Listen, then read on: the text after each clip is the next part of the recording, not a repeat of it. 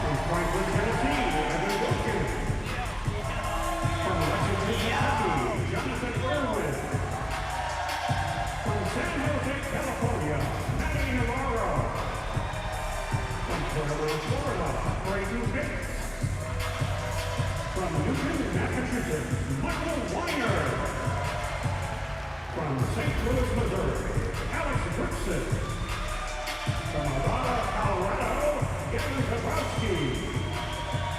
From Reno, Nevada, Nico Greenley. From Owens Mills, Maryland, David Maroney. From Virtius, Colorado, Mason Odom. From Houston, Texas, Connor Guerrero. From Palo Alto, California, Jared Neumann. And from Lebanon, Tennessee, Luke Tulloch.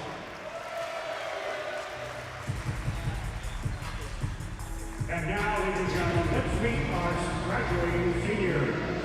From Minnetonka, Minnesota, Mark Fu.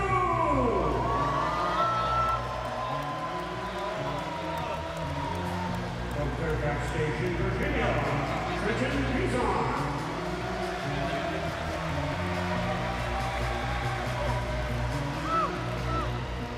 From Orlando, Florida, Will Harrington.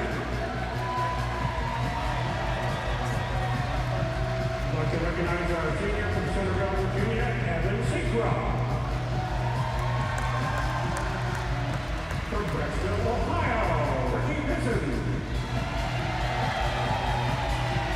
And Northern Virginia, Samuel Smith.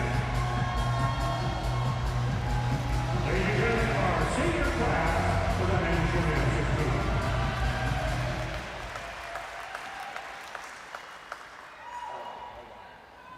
Fans at this time, would ask that you please rise if you're able to honor the United States of America with the playing of our national anthem.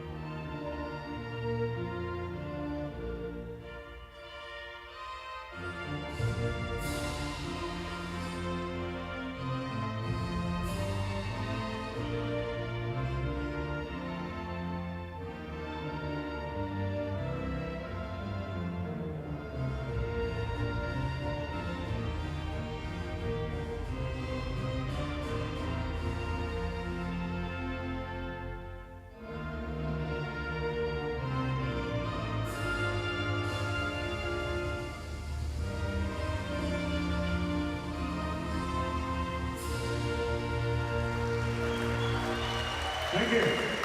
Gymnastics at this time, please head to your first event to prepare for step one.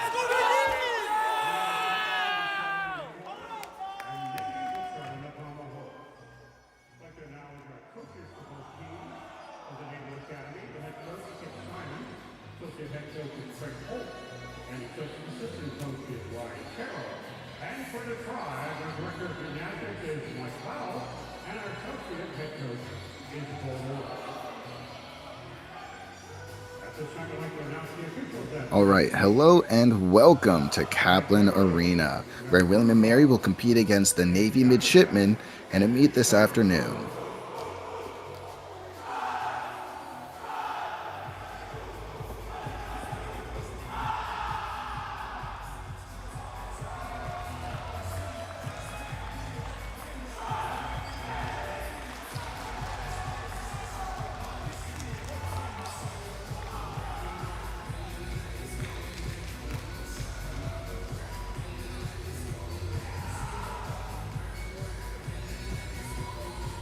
Alright, my name is Christian Marsh, and I am joined to you with my co-host, Nate Salzman. And we are really excited to commentate this meet for you today. And for those of you who are tuning in from the Navy fan base, I am so sorry you will have to hear me once again today. I believe I have commentated 3 meets for you so far, but I'm really excited to get the opportunity to commentate my alma mater today. Nate, how are you doing? I'm doing great, and I mean, I don't think anyone's gonna be annoyed to hear your voice again. Come on now. Thank you. All right, so we're going to start off on floor here, where the William & Mary tribe will kick it off for us as the hosting team, head coached by Mike Powell with assistant head coach Bo Morris.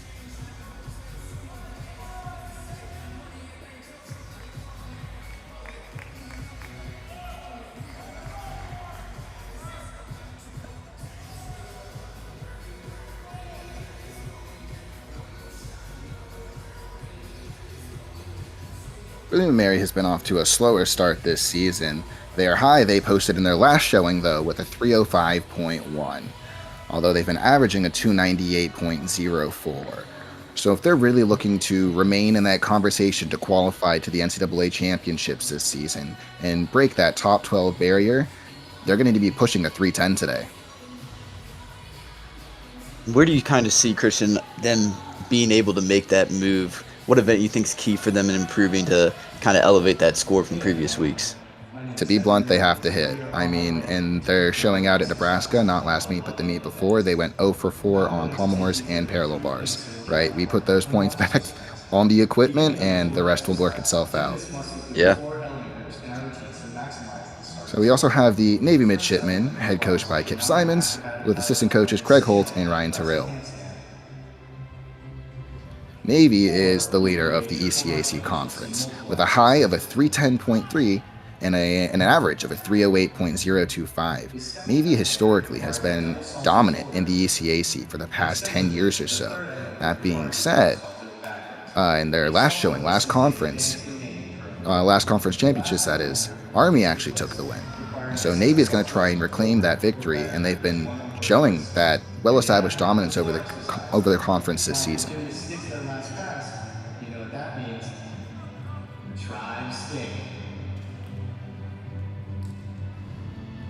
Now we got Luke Tolley in the all-around today for William & Mary. He's just kind of been a star for them this year. What are you expecting to see from him today? Undoubtedly. Luke is a really fun athlete to watch compete. He's a bit of a gamer, not in the sense where he, in a traditional sense, where he doesn't perform well in practice and then shows up to the competition. Luke trains well and competes well. There's just an added level of confidence and almost swagger that you see when he competes. It's good gymnastics, and it's done well. It's very well executed. So I look forward to what he has for what he has for us today, because it's usually something pretty impressive. Yeah. Also looking forward to that William & Mary high bar rotation. I think they got a lot of great stuff over there. Same with Navy as well. Oh, absolutely. Those two teams are 1 and 2 in the conference. William & Mary is first in the conference on high bar, headed by Luke Tolley, actually, who is first in the conference on high bar. And right behind him is Mather Petras for Navy, right? And the third athlete in the conference is also from the Navy midshipmen. So it should be a really solid back and forth on that event today. Kicking it off with Michael Weiner. Great double front there. I say great because he kept his knees together, right? That's something that really sticks out as to whether or not someone is going to execute their double front well. It's a deduction to separate your knees to rotate that much bit faster. Good connection pass there. 2.5 front layout right there. Gets a stick on the double full side pass. Those are important.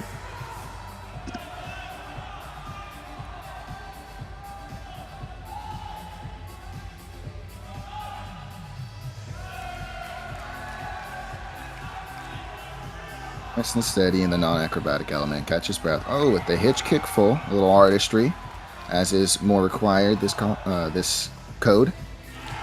Double full down the diagonal stuck. I always think it's a little funny when he does it, just because that's a skill you typically see in or out of a connection, but he does it static because he can stick it like that. Double pike. Too much power, but that was a great routine, though. Great way to start off. It was a very good lead off.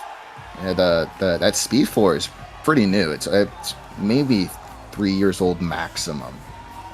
So that's very exciting for the team as well, trying to adjust to that nicer piece of equipment. The speed 4s are very nice. Yeah.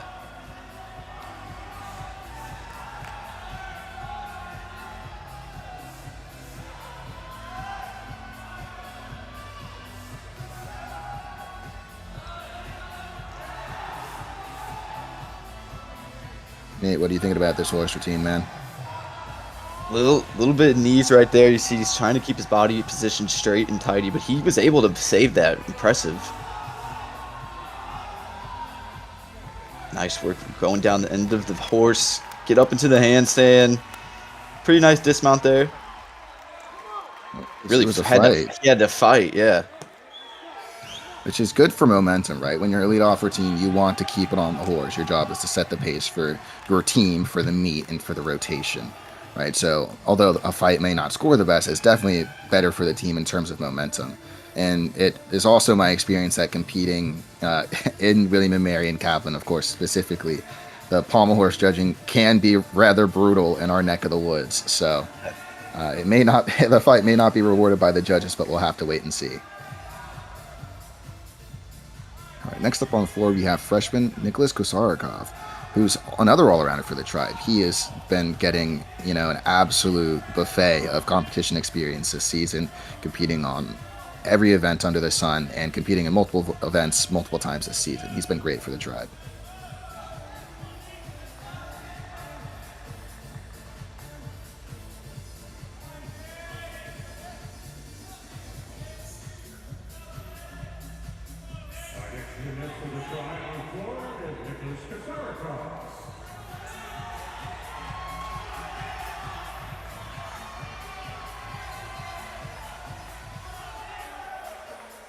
Lining up here, full in.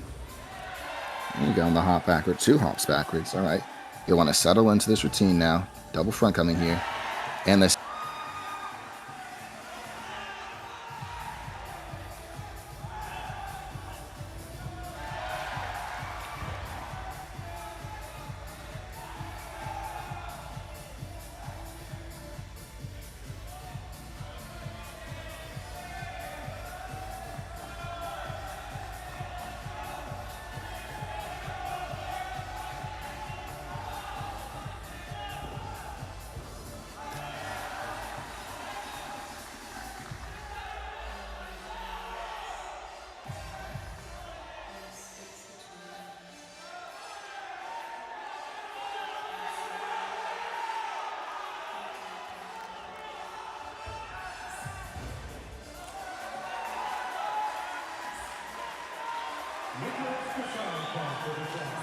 Just consider laying him out or something. At this point, maybe. He did the full in. Let's see a pike full in. I think that got an upgrade too. I think that's an E now. Over back to pommel horse. Lead off routine 12.650. So you're going to be wanting to build off of that a little bit. Yeah, 12.65 is absolutely not bad especially on pommel horse, and especially when you have to struggle a bit in the routine. So that was a good lead up spot. And another fight. Oh, and comes off. Was really fighting towards those. You saw those bent legs. Trying to stay on in those circles just wasn't enough. Pommel horse is a cruel mistress, but one of the, I would say, worst parts of a fall on pommel horse isn't necessarily the fall itself being a deduction. It's all the inductions you occurred falling off the horse, right? Because they deduct until you hit the floor. So Right. if you tuck your knees, you break any sort of body position before you hit the floor, that's coming off your score. And now you have to reset your rhythm and try and jump into the horse and step back into your routine in the spot where mentally you're not typically used to starting from. And that can be a little that can feel a little disjointed as well. Also difficult because you're most likely losing some start value as well. So lots of things when a fall occurs instead of just the fall. You're strong on that dismount there. That could have easily been another misstep, but Zachary is very strong, as you might get to see later today on rings. But as we definitely saw earlier this season, he is a very strong athlete, and he put that strength to use right there to make sure that arm that started to buckle stayed firm enough to get him through the rest of his dismount.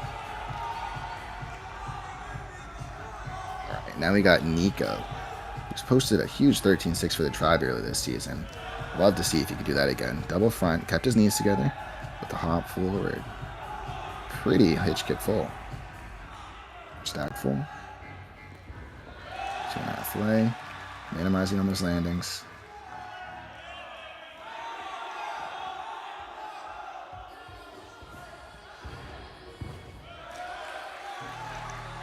Yeah, half. That was definitely supposed to be a full, but I mean, he won't incur a deduction for not doing the intended pass. He'll just be evaluated for doing a 1.5 punch half, which is only losing 1/10 because front full is worth 1/10 less than a front half, right? So not devastating at all, especially because he kept it on his feet and he kept it on in bounds. Really like the in-between his passes and skills. Really kind of makes this one seamless routine.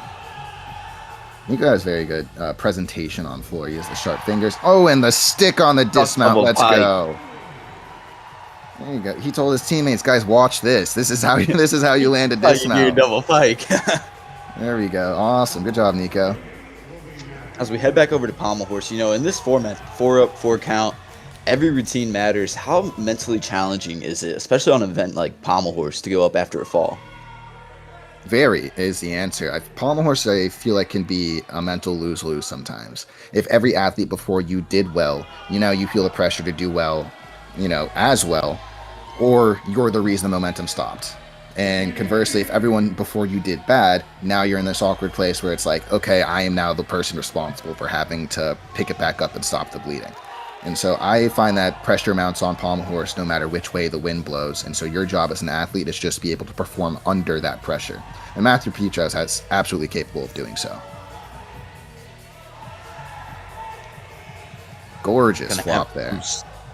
Short-term memory loss compared to just get through this routine and stay on the horse. Doing a very great job right now. Going from end to end.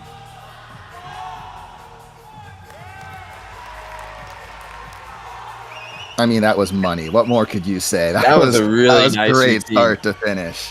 Beautiful great form extension. throughout. Yeah. Couldn't have asked for much more. I mean, he's a veteran competitor, and we see why. Not only were the skills nice, they were performed well, high difficulty, and once again, the pressure blowing on him he didn't give an inch. Absolutely. And then on the flip side, we talk about going up after a fall, but now over the floor, anchoring 3 very strong floor routines, and like you mentioned, you want to keep that momentum going. I don't think Luke is one of the athletes affected by that kind of pressure. But honestly, probably the only thing in his head right now is about how much he wants to win. He's a gamer, man. At the very least, he's going to want to beat the rest of his teammates. 13.65. All right, yeah, no. So Luke is going to be eyeing a 13.7 minimum as of this moment, so he can score well for the team and, more importantly, talk trash to his teammates. Double front. He used to do a front handspring into that, but he's since learned how to punch directly into it, which saves a little bit of energy, in my opinion. Despite being a little bit hard on the body. Yeah, and it was pretty too. Double full. Oh, not the one on the double full. I really like the resurgence of the full turn to prones. Yeah, really I like how many different kind of dance elements we're seeing with these new rules. Oh, not the out of bounds on the roll from his non-acro. Luke, you clown. 2.5 full.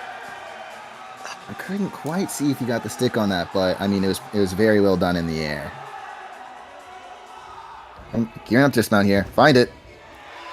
And the stick. All right. Oh, man, that out of bounds though, you can see him shrugging. Oh, yeah, no, that is getting clipped and sent to him in a group chat later today. 110%.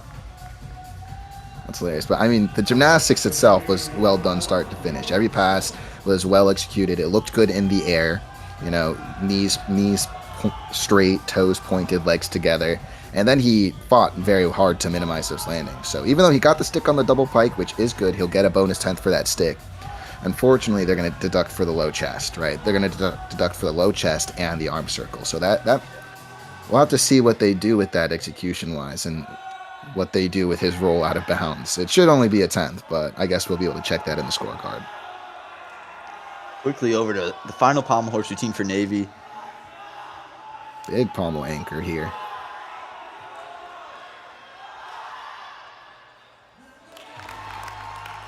And this is a great way to finish out for Navy. Two really strong routines in the 3 and 4 spot.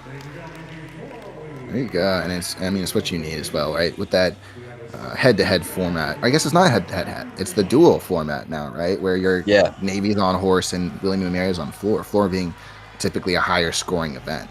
It can be a little discouraging to see that your best hits aren't the same as floor's best hits. But that's something you got to toss to the wayside, right? Because they know they're a strong horse team. They proved it right there. And now they're going to have to goldfish memory and switch to floor where they can keep it going. Yeah, it's hard to really look at the scores right now until you get into about halfway through the meet, once people have done similar routines, same events and everything, and scores aren't quite the same on every single event. So we do have Luke Tully's score in at a 13.8, and it does not look like they got his non-acro roll out of bounds. So a little luck on the senior night tonight. But facing away from the judges. Now we have Trenton Pizant stomping his double front in his senior exhibition. Trenton is one of my favorite people I've ever been on the team with in my entire time at William & Mary. He's obviously a fantastic athlete, as we've seen him working through this floor set so far, right? Which he's been in lineup at points this season, just shows how dynamic and difficult it is to make a lineup that he's doing this well, and this isn't one of the counting scores. But Trenton, in his freshman year, in a dual meet against Penn State, beat an entire lineup of D1 scholarship Penn State athletes on floor and vault, right? So he's more than had the talent, but he's also a really interesting and really funny guy with his interest in public policy, and he is someone who makes showing up to practice a little easier every day, because in the deepest monotone voice you've ever heard in your life, he's going to say something so funny that'll make you keel over. And so I'm very proud of him for getting through his collegiate career, and very excited for what he has coming forward. And a really nice routine here as well.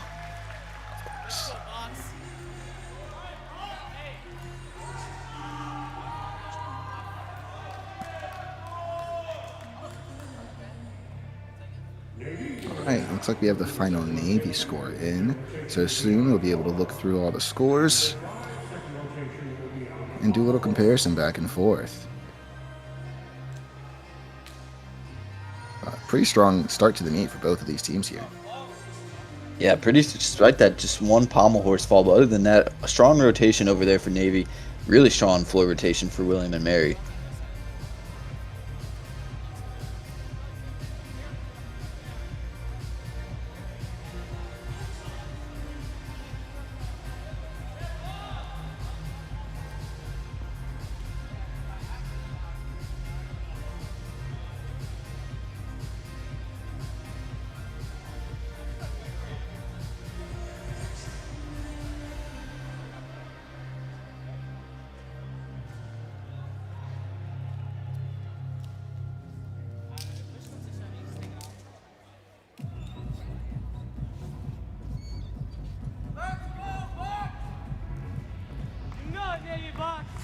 All right, and while we've got a little bit of time here, you'll notice, now the midshipmen are going to floor from pommel horse. So when you do this dual meet format, you do what is probably the wackiest order you could compete a gymnastics meet in, where typically, Olympic order is floor, pommel horse, rings, vault, parallel bars, high bar. And instead, you're going to start on pommel horse and then go to floor, and then you're going to start on vault and then go to rings, and then you're going to start on high bar and then go to parallel bars.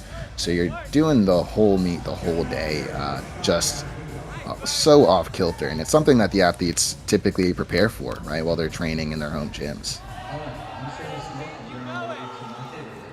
Can that be kind of hard for you to adjust to quickly though? When you're in a home meet format, you're doing in that normal Olympic order. Away meet is so different from anything you would do on any other meet besides in this dual meet format. No, it can definitely be weird. I found personally it was the interaction between events that threw me off the most, right? So I most often competed pommel horse, rings, and parallel bars. So Starting on pommel horse wasn't weird because I always started on pommel horse. You know what I mean? Yeah. Even if we started on floor, I typically wasn't competing. So my first event was always going to be pommel horse. But I was so used to being, still heavy breathing as I put on my grips and go to rings that, in the event I was doing, like a pommel horse floor and then going vault rings, like having a full, almost full energy to do a ring set was bizarre. You expect things to be a little harder than they are, and so on. Catching your breath is different. And so I've always found that to be the most interesting play, like trying to make sure, like, okay, I need to be prepared to do my ring set cold, essentially, because I'm going to take a whole rotation off before I get there. And so that's some of the training these athletes would have done at home in preparation. All right, Nate, you want to take us through the scores for the first event? Yeah, let's take a look at these scores here. Really solid stuff from William and Mary. Over on floor, 3 scores above 13, including that 13-8 from Luke Tolley, the great routine. And then you got over on pommel horse for Navy, 2 really strong scores, 13-3 and 13-4 in the 3 and 4 spot. Of course, we saw that fall in the second spot with an 11-4. So they're going to be wanting to kind of start building up momentum a little bit as they head to floor. Absolutely, but not to diminish those. I mean, breaking a 13 on horses, that's big stuff. Scoring a 13 on floor is nice. That's where you want to be, right? And then really good is, that mid 13 to 14, above a 14, you're doing fantastic.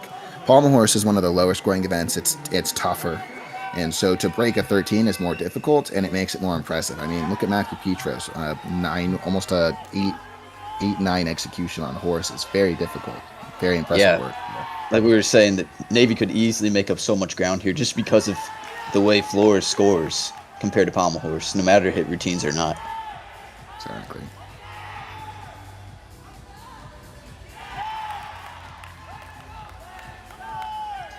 Seen some really strong stuff here. Out of bounds in that first double front. Got it back in control.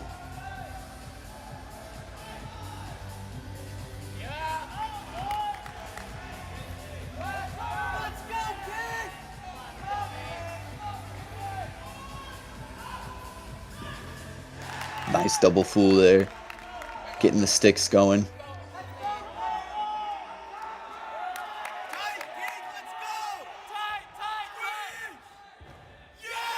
Two and a half front layout. Got the stick again. That was super clean in the air. I mean, that was pencil straight. Knees right together. It was good.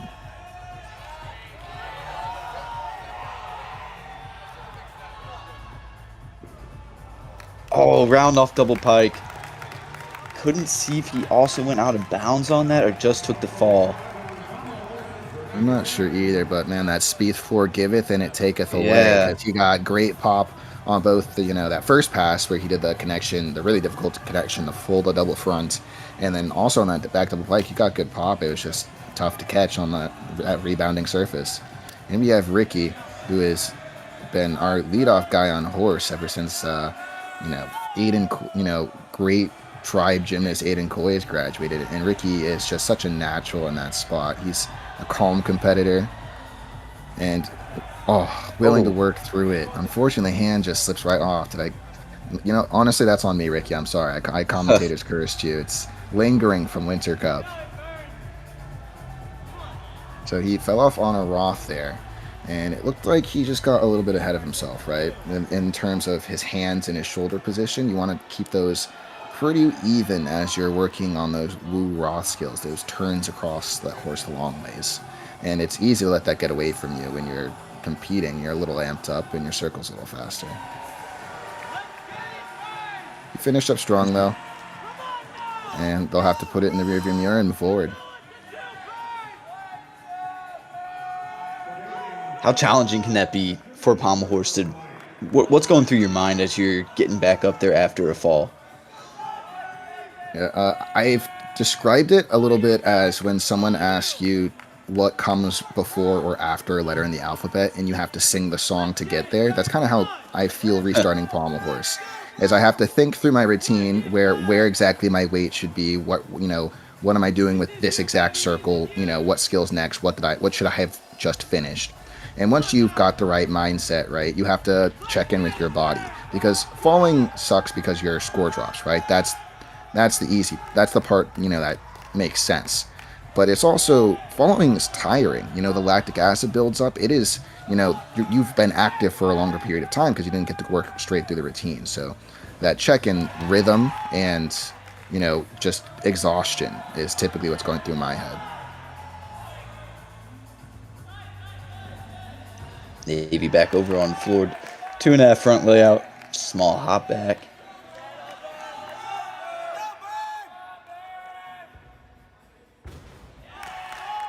Perfect, sharp double full.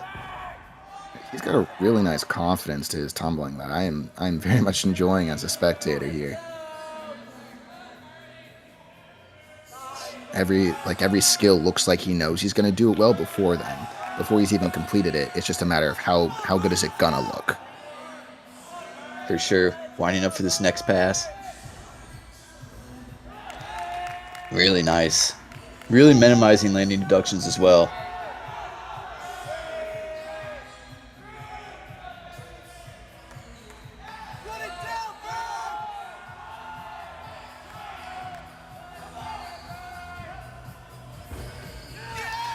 Great double pike.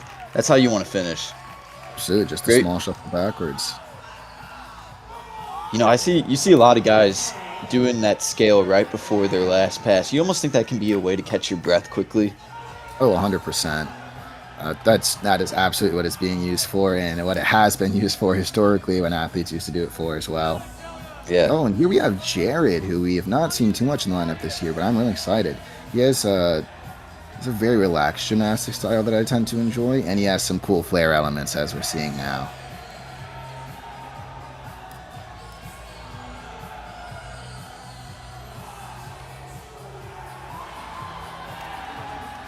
Okay, he's working. Fighting through. I'll have to come back to why that made me a little nervous, because he covered it super well. And there we go, Jared. Oh, wow. Phenomenal.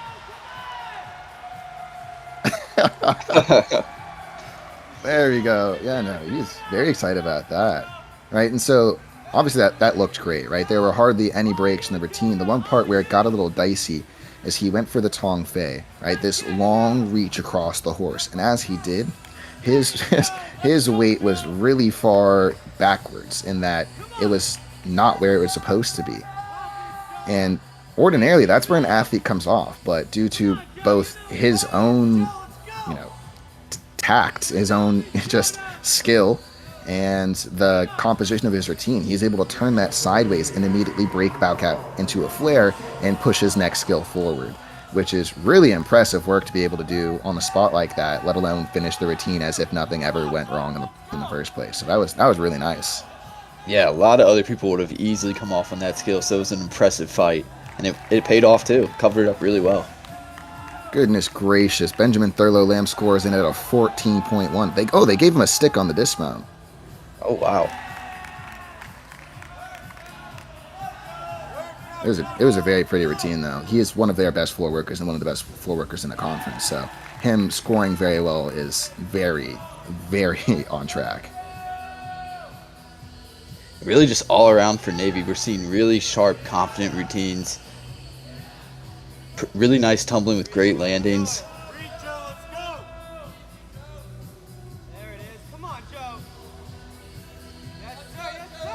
This is Joel Schultz.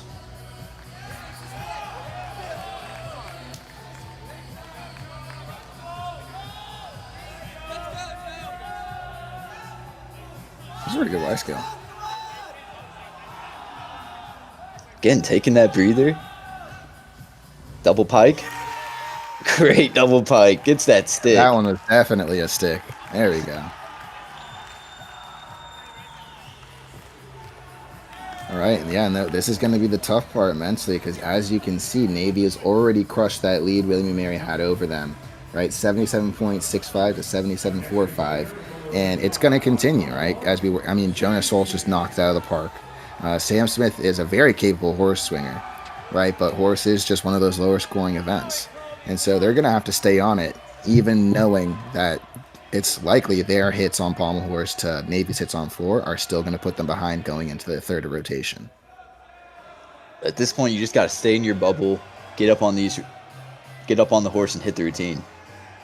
Oh, exactly. There you go. Sam is a very tall athlete. I'm sure you can tell. He's about 6'2", which likely makes him the tallest athlete in the NCAA for men's gymnastics. It worked with it. There we go. A little squirrely there on that woo, but he's pushing, using that long wingspan for his advantage to make those travels across the horse easier. He does a triple Russian. That's 1, that's 2, that's 3. He turned over, so he's got to do a 4th, and he keeps it on the horse. There we go. Good job, Sam. Sam has struggled with injury on and off throughout his career, but during the periods of time in which he is healthy, he is great. I mean, even what he's doing on pommel horse today, that hit was good, but, he can do better, and we've seen it before. He was a USA Gymnastics All-American on pommel horse in 2023, as well as an all-conference horse swinger in the ECAC in 2023, and he ran both of those back in 2024, USAG All-American and all-conference honors in 2024.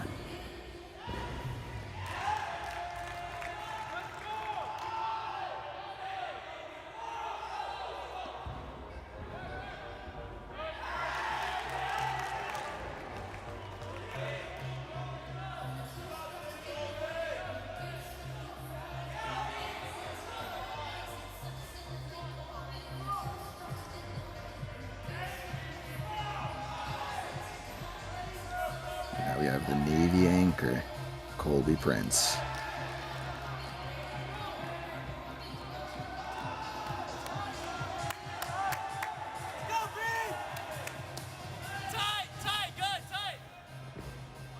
Oh, 2.5 front layout. Just didn't quite get his feet under him for that pass. It just went a little long, so the connection didn't pop up as much as it needed to. But he bounced right back up, and falling on floor is the worst event to fall on, and I stand by that with my whole person. Double pike. Which he comes back great on. Hurts the most to fall on floor? I said it's the worst event. It's just, floor is the only event where if you fall, first of all, no mats. Second of all, but that you don't get the 30 seconds. You still have that 75-second timer ticking against you. Right. You gotta, doesn't matter if you went splat. You gotta scrape yourself back up and get it together and move on to your next pass. And not that Colby did anything close to a splat. That was, of course, hyperbole. But that's just typically why I find floor most difficult to fall on, because it's also just already the most energy taxing events. Yeah. And Gavin working through a horse routine here. He has, I don't even want to comments. There we go. Whew, he's making me nervous. He has a lot of difficulty on here, and with that comes some troubles with consistency. But it seems like today he might be working through it. And there we go. Okay, good. I was afraid I'd spook him through the microphone if I if I said anything, but Gavin's a great horse swinger and hit a career high earlier this season, actually, of a 13.9 in the meet against Springfield. So he's been having a good horse season. Don't want to have that commentator's jinx anymore. No, dude, it was pretty bad after Winter Cup. I mean, Winter Cup is usually not the most consistent meet just because of its timing in the year. But, man, it felt like every athlete I tried to commentate, I ended up cursing off the equipment.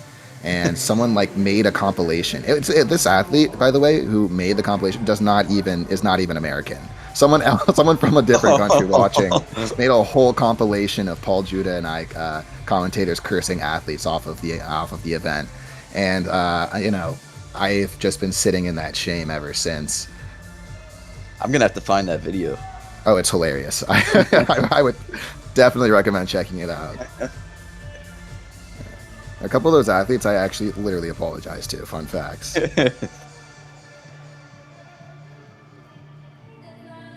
All right. And here we have Mark Fu. In the senior exhibition spot, Mark Fu is another one. He's so hard to describe just as a human being. Mark is one of the most talented athletes I have ever come across. And with that comes just a little bit of gymnastics ADD, where he will see a skill and then he decides he's going to learn it, and he will tunnel vision on it, kind of getting lost in other stuff. But he always learns it, and then you get his attention back, and it's routine time, and he figures it back out.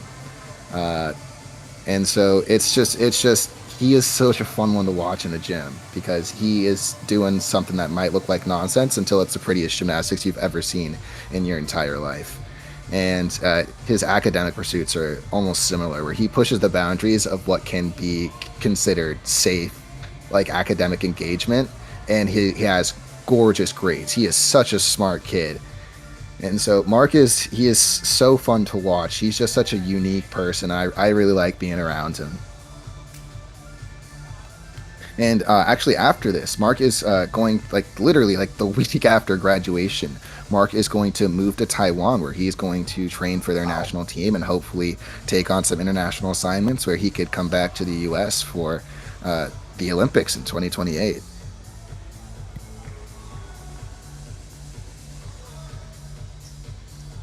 Love seeing so much different countries represented in the NCAA these days. It's awesome how many athletes we can attract from around the world. It just really shines a light on how important NCAA men's gymnastics is, not only to the U.S., but to the world and to men's gymnastics as a whole. So Mark is another flair athlete, so we should be seeing some of those now. There we go. Ooh, the full spindle, that's a D. That's a difficult element. Pushing that 3/3 travel flared across the horse, directly into the Magyar. A little bit of form on the legs there. He's got to pick that back up. Up. And it's a hit. All right. Works it through. Yeah, he does. Nice. Good work, Mark.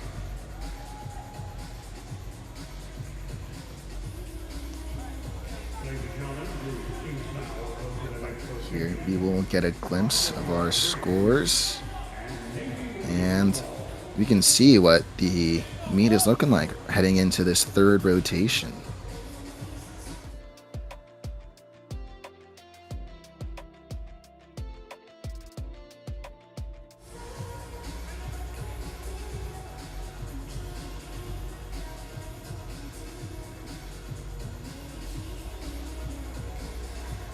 Take a look at some of these scores here.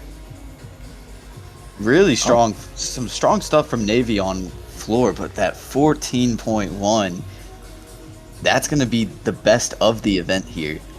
Absolutely. Yeah, so it looks like Navy sandwiched with some falls there, right? We had the fall on the double pike on the first set, and then we had the fall on the connection pass in the last set, which puts them at 3 falls, which is definitely a little more than they would like to have at this point in the meet, but clearly they are not out of the running yet, as we can see. The score is in on the website for Gavin Zabrowski at a 12.9 from a 14.5. And as such, that means the final score is William & Mary 102.75 to Navy's 103.7. So even with 2 falls, I mean, look at that, 12.8 and 12.8, and William & Mary counted at 12.6 or so on floor with no fall, right?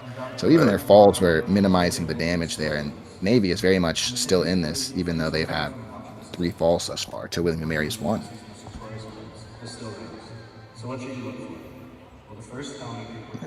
So, yeah, horse was definitely a fight for the tribe. It has been a weak spot all season, but only 1 fall is actually something I will definitely take.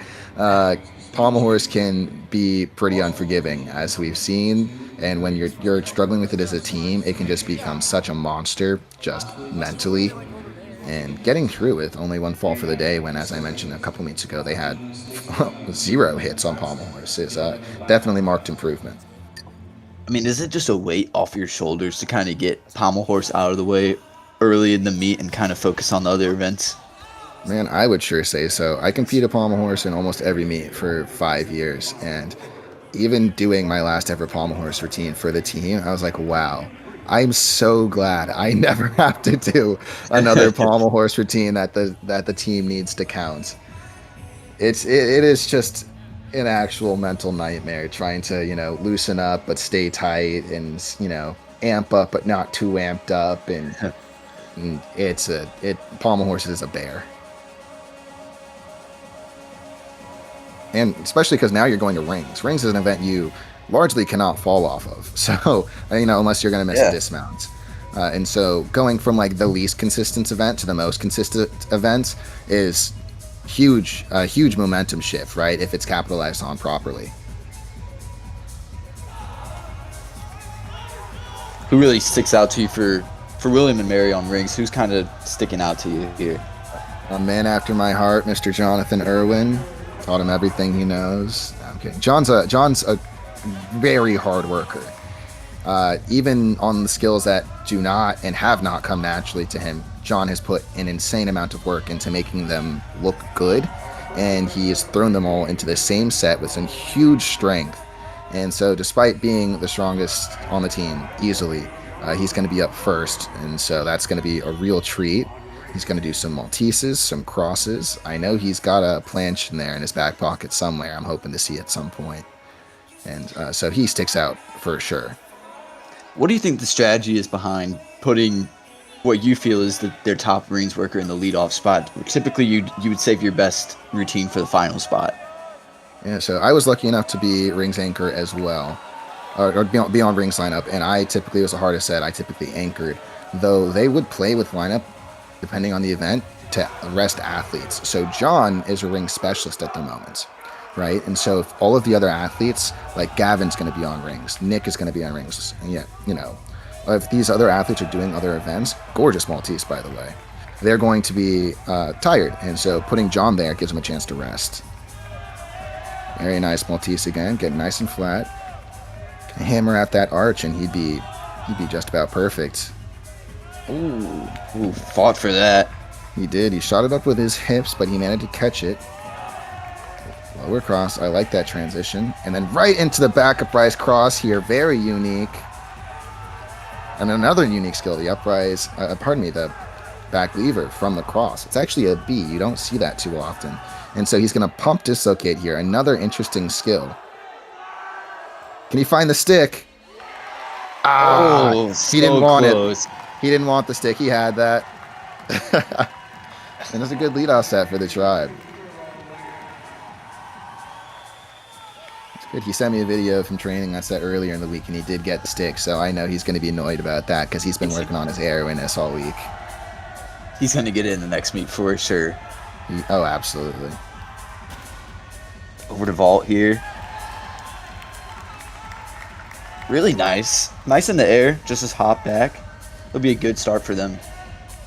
For those of you at home looking for things to try and separate these vaults, of course, landings are the easiest big one to see. If you want to get a little more technical, you can try and spot, what their legs look like in the air. Are they together? Are they straight? Are their toes pointed? And if you want to be really quick with it, you can check to see whether or not their legs are together from board to table, right? When they jump off the springboard, are they keeping those legs glued together? Another big thing is distance and amplitude. How far away do they kind of travel from the board?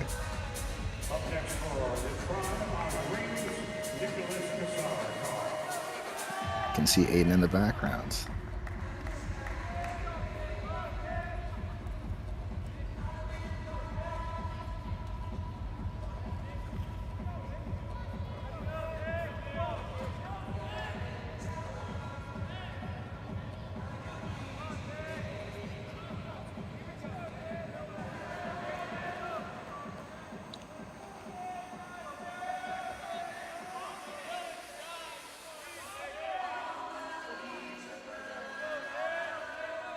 So Nate, were you a gymnast?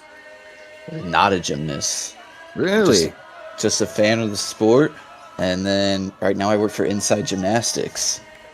Oh, very cool. Yeah. I was going to ask you about what went through your head when you were competing rings, and now I don't know if I could do so. Yeah. That's cool. That's really impressive. There's a lot of technicality to gymnastics. You speak like you've done this your whole life. That's what a good journalist does, I guess you could say.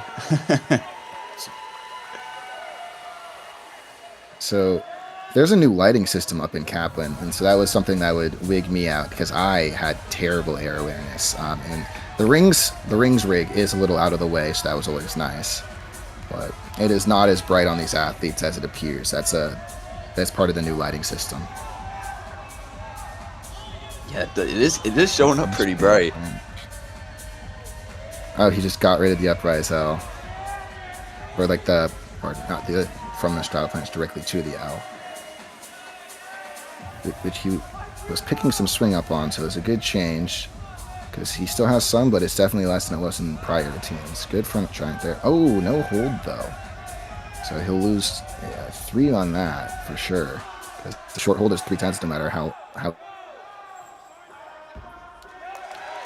Okay, Oh. He worked that very well. Typically when you start swinging back and forth like that, if you release the rings for your dismount on a back swing, like swinging forward for a back dismount, it makes rotating darn near impossible. But, by the strength of his abs and great air awareness, he almost stuck that. That was very impressive. Typically when you get that off, you don't find the landing. Small hop over the vault quickly. Oh. Tuck that vault. I'm not sure he was intending to tuck that. No, he looked like a front handspring Rudy, so a front handspring with 1.5 twists that he did not get quite enough pop on, and as such, he had to pike down and tuck his knees to make sure his feet were the first things to hit. And he also put his hands down, so depending on whether or not the judge think he supported his body weight on his hands, he'll lose anywhere from 5/10 to 1 point just for the hands down, and that's to say nothing of the fact that pike down is a deduction, and so is the tucking of the knees. Yeah, and the tucking of the knees, potentially, the severity of it, the judges could decide to downgrade that vault and downgrade his difficulty score as well. Oh, that would be brutal. I think they're more inclined to give him a layout and then take like a 3 to 5 knee bends, just because of when he bent his knees in the air. It was like on the way down. It wasn't pretty, it wasn't during the flight, I guess. It was in the last half turn, so I feel like he had enough of a layout to keep that difficulty score at the least. I would certainly hope so, because a full downgrade like that would be tough. Yeah. If a tuck front handspring 1.5 even exists, actually. I don't even know. I mean, a 1.5 is a less common vault, forwards, that is. Yeah, So, I assume it's in the code somewhere.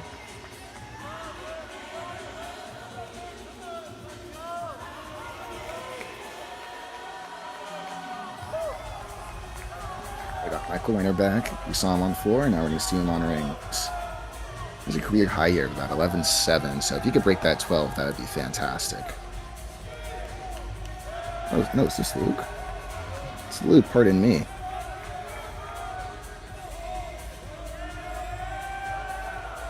Very nice swing elements.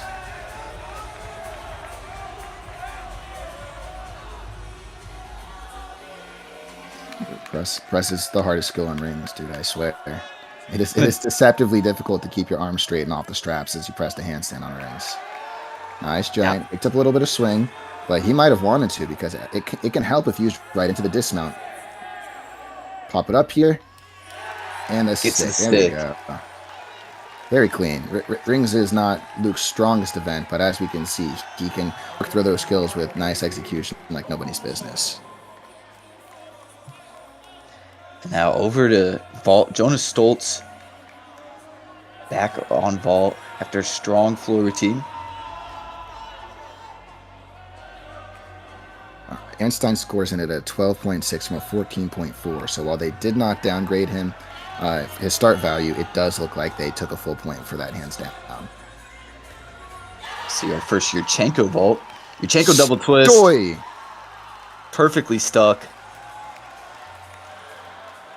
And that's how you come back from a fall. That is working together as a team. That is great. And so we've seen actually 3 different vault entry styles from the midshipmen so far, which is very unique. Luckily, ordinarily you're lucky to see 1 different vault entry from the common Tsukahara, Kazamatsu, that round off entry. But Benjamin Thurlow Lamb did the standard Kazamatsu entry, and then Aaron Stein did front handspring, and then Jonah did a Yurchenko. Yeah, like you said, you typically only see, not only, but very often see a Kaz entry in men's gymnastics. So nice to see all the entries getting a little playtime over there. Absolutely. And Jonas Holt's score is already in, of course, yeah, making quick work of those judges. 14 flat from a 14.5 start. I mean, At a 14.5 because he got 1/10 the stick bonus. only taking a couple tenths of deductions, that's difficult to come by on any event. But man, on vault, sometimes judges can really just tear it up, even if it is a perfectly stuck vault. So he didn't give them room to deduct at all. Oh yeah, I have a conspiracy theory that vault judging is fake, anyways, man. It goes too fast. Like, I'm like half convinced you could show like a panel of elite judges a perfect vault and it would still come out to like a 9.5e. Like, it's just too fast. Just vibes. They just throw a score up there. Honestly. All right, and now we got Gavin. He does a very cool whip it cross. It's that, those double fronting elements. He does one of those where he stops halfway through and lowers to an iron cross. Right there. Look at that. Difficult skill, and you do not see it very often.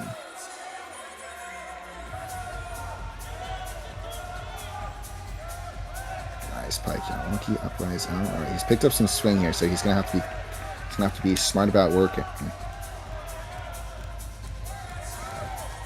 Looks like he maintained it on the press. He's going to want to kill it now on this giant, which he did so perfectly. Look at that. That's an expert. That's a veteran rings worker right there. Oh, he picks it back up on the back giant. He can kill it again going to this dismount. Giant through. Tucked 1.5. Yep, just a tuck for today. And the 110 hop. Talk a little bit. You see that the swinging and those hold elements, just kind of what are the judges going to be looking for on rings to avoid those deductions? Yeah, so I mean, first of all, when the rings are swinging back and forth like that, Matthew Petros. Unfortunately, just sat it down. But sorry, yes. So typically, when you're swinging back and forth on the rings like that, the rings, it's supposed to be the still rings, so you're losing 1/10 per skill that you're swinging on. And when you're going for the strength elements, typically they're looking at whether the final position looks good, right? Is it flat? Whether that's your shoulders being flat or your body itself being flat.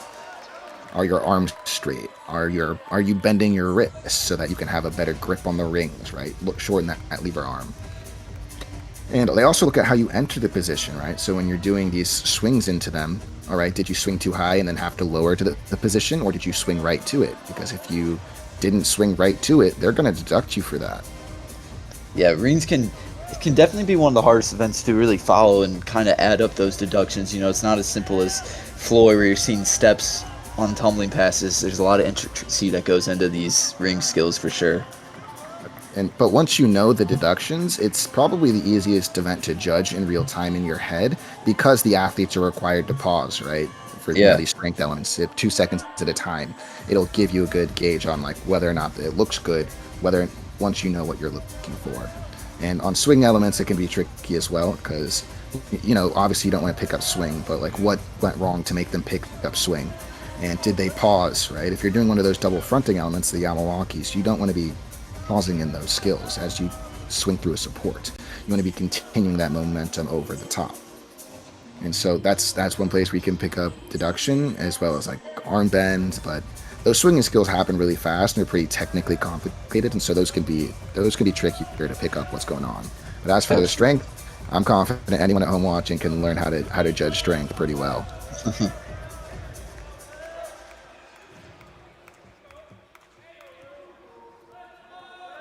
Right, and here we have Will Harrington in a senior exhibition. Will is such a fun guy, man. He's another very relaxed person who is pretty much always looking to have a good time, whether that's at the gym or in his studies or just hanging out.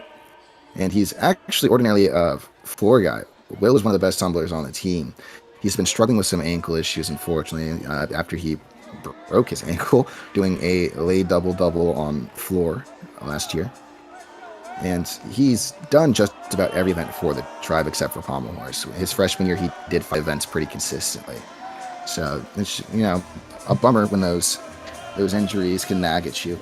But Will is still very capable of great gymnastics. As we're seeing, he'll get that Azarian cross. That's huge. That was very nice. Front giant with some struggles. Back giant, rocks that in a little better. I want to fix that arch in his lower back. Oh, that was very good. From a handstand, wow. It's pretty hard to fall, directly into a strength element from a handstand because you pick up so much swing. But And the dismount, great. Awesome. Wow, that was a great set, Will. I'd be proud of that. And I am proud of that as your senior. So Really just one arch. Other than that, it was a very solid routine. Nice. He sends me his rings training clips every now and I thoroughly enjoy watching him progress. And man, but this third rotation for me was highlighted, but Jonas Soltz stuck Yurchenko double twist on vault. That was really a highlight for me. It's beautiful, and they needed it because, realistically, Navy should be further ahead at the moment. Vault to rings, especially rings being one of the tribe's weakest events. But because they had 2 falls, Navy's at 5 so far. 1 on pommel horse, 2 on the floor, 2 on vault. So this next rotation is critical. William and Mary needs to close this gap if they want to pull ahead and pull off an upset. Absolutely.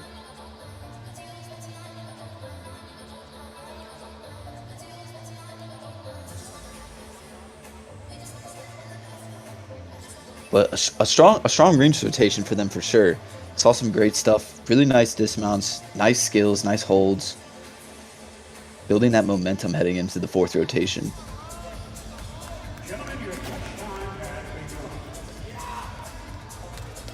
Honestly, I would not be surprised if this was the tribe's highest ring score this season. It's a real chance. First of all, John at a 13.05. I believe that's his best score of the season thus far. And not too far away from his career high. Because John hit I have it right here. John hit that actually ties his career high. John hit a 13.05 at ECAC Championships in 2025, so this past season, 4 all-conference honors, and he just tied that today.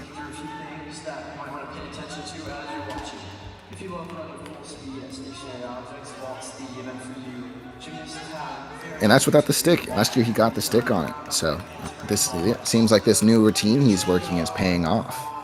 For sure. Because he took a 1 today, so you take, you give him the 1/10 back and a bonus 10th for the stick. 13.25. It's the vault. Now, if the gymnastics to land, remember, that's a tribe stick. We get it, we get loud. Let's go.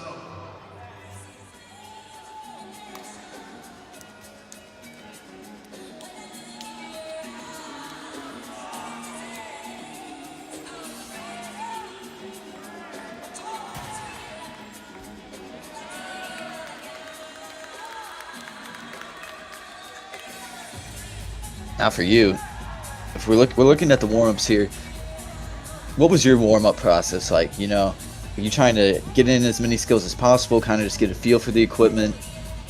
Oh, absolutely not. Unfortunately, I was a little bit of a psycho towards the end there. So it looks like Luke Tully had an inquiry come in, raising his score 1/10 to a 12.6 from 12.5. But yes, so as I mentioned, I actually went from pommel horse directly into rings. And I was pommel horse anchor, and I was rings anchor. So I was typically still out of breath and pretty tired from pommel horse. And so there were times where I would straight up skip my 1 touch on rings. Because I felt, for the most part, once I warmed it up in warm-up, I was fine. It was my dismount I might want to touch. I did a triple tuck, so if I did take a warm turn, I would probably do something where I stretched my shoulders, and then I would do a really big double tuck. Or I would just do a triple back, and that would be it for my touch. So I hardly warmed up rings. Yeah.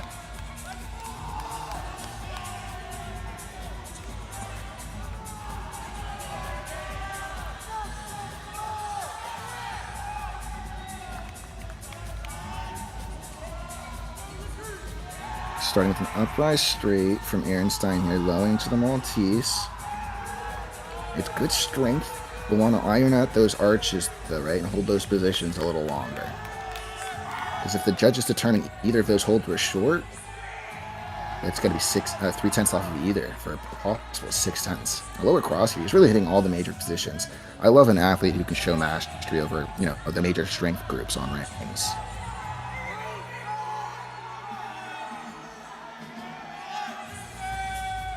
Really holding these positions well.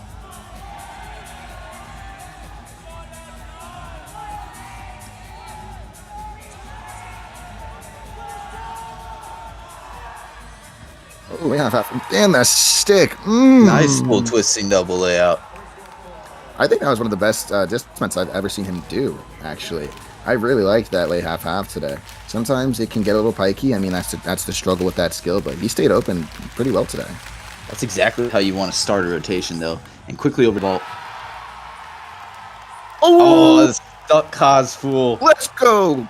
And the stick from the senior on senior night.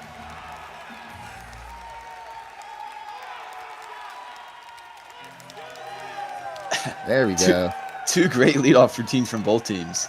That's great. Ricky's actually capable of he's actually capable of a 2.5. He struggles with a torn hip labrum, but it's not like you could tell from watching that. No.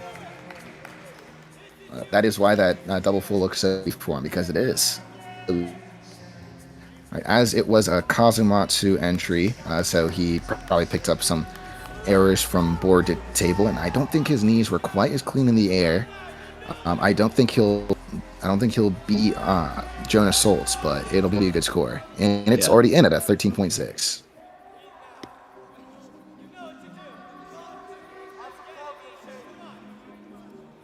Jonas Soltz is doing all around today. He's in the all around position on rings, and he is having quite a day as well. That he is. I think there's only one athlete left today who can challenge him for the vault title. It's Luke Tully.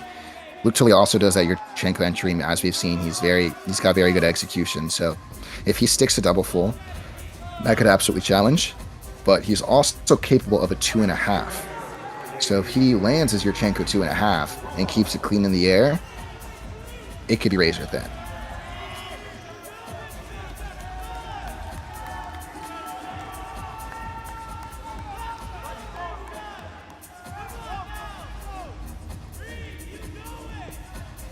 Aaron Stein's score into 13.3. Huge.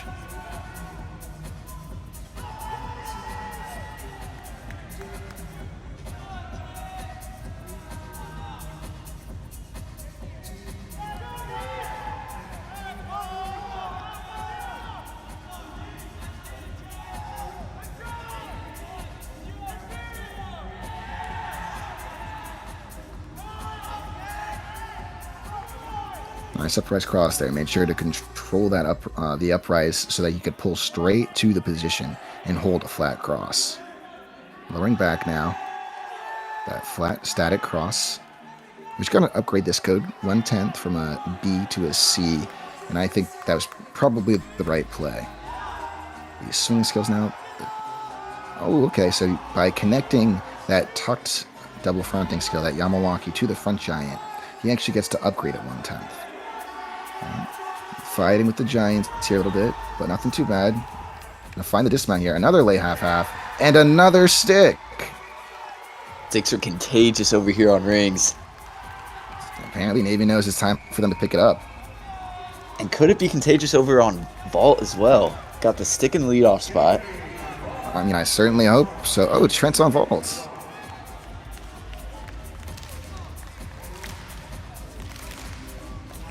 Over Evan Seagra, his teammate from Apollo growing up.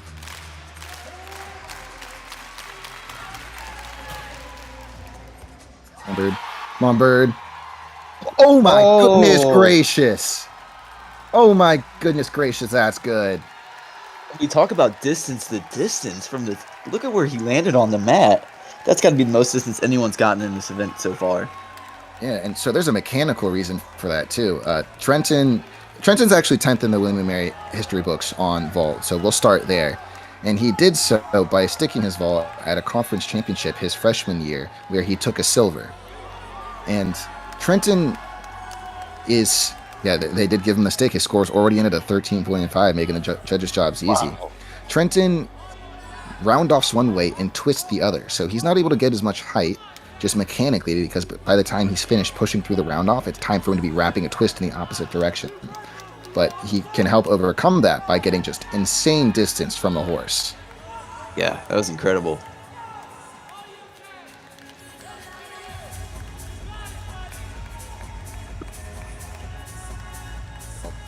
Tribe is certainly trying to put their foot on the gas, but Navy's not letting up. I mean, 13-3 in their first ring set. That's practically a vault score, even with these stuck vaults. Yeah, and that's interested to see what the second score comes up, too, because that was a very solid routine in the 2 spot as well. Oh, a little lower to 12-9.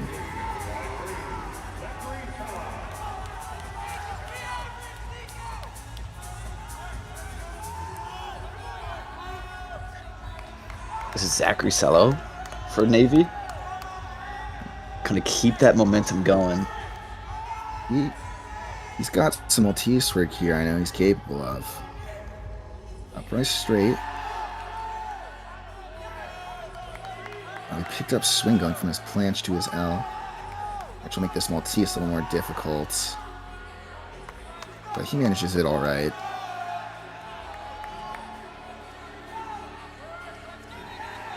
Tuck y'all, keep back. Right into the back uprise. Oh, the straight body press. He pressed it pretty quick. He's pretty strong, so that can happen. But if you go too fast, they take the value of the straight body press and give you a swing to handstand instead. Catching a giant here. Can he cap it off? Are we going to see a third stick dismount from 80? Double-double. Oh, double-double. Huge. Other than that, a very strong routine besides that hop on the landing. Yeah, no, very much so. All right. Here's Nico. Is Nico going to continue the trend? It would be his first stick in college. Oh, so close. Nearly. Don't know if his left foot might have gone out of the white line, which would be a 10th. Yeah, I would say he's going to get one of those toes was over the line. He's going to get a neutral or two. Yeah. It'll probably... Yeah, I actually don't know if his stepping foot stepped out either. I don't know if I the guess we'll have to stepping... see. Yeah, I don't know if the stepping foot did or if he landed out of bounds. As a member of the tribe, I'm certainly biased and hope he didn't incur a 3/10 neutral, but we'll see what the judges do in a moment here. Hey, I mean... They've been very quick on ball. We've seen some neutral deductions not go up earlier in the meet, so... Oh, very true. 13-3 for Nico with a 1/10 neutral, so both feet did not go out. Okay.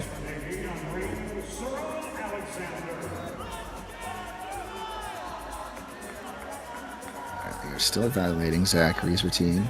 I actually had the chance to talk with Zachary after one of the Navy meets earlier this season. I went in person, and I talked to him about actually picking up swing on some of his strength elements, because I noticed he was having trouble picking up swing on his upright straight that he then carried into his Maltese. And so I was trying to help him with some technique on the upright straight to kill that swing. And it did look better today, so I don't know if anything I said was helpful, but he's definitely improved on it. Nah, take the credit. 13-1-5 from Zachary. Yeah, I mean, very much to Navy's credit. They knew this could have been a huge swing against them, and they are just not letting it happen.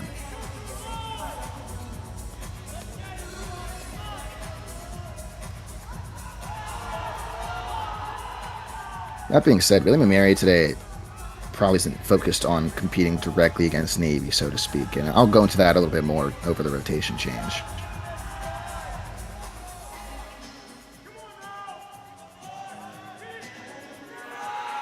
Syrian cross, it's a difficult entry to the skill, done well.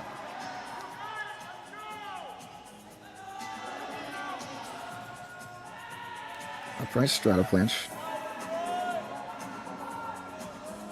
Oh, I like the way he pushed his legs together and then lowered. It shows he's strong enough to hold it longer, but, you know, it's time to move on with the rest of the team. It was a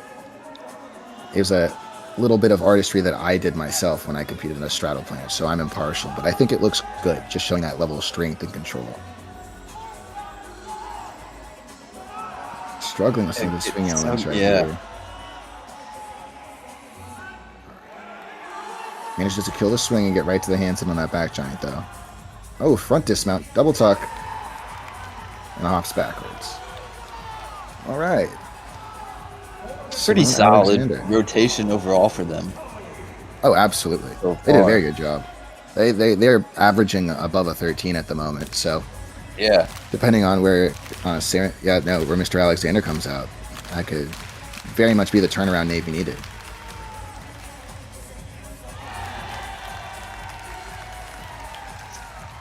I don't know if we Looks like we heard a vault. part of vault, yeah.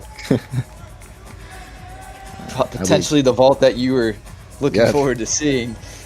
I think they would have been louder if he did a 2.5 or if he stuck a double full. So we'll have to see. My guess is going to be he did a double full, did not stick. That's what I'm throwing out without having seen it. Oh, called it. Yeah, there we go. 13.75, which is actually the highest score on squad. So that peak execution, but from a 14.4. So he did a Yurchenko double full, clean in the air, that he did not stick.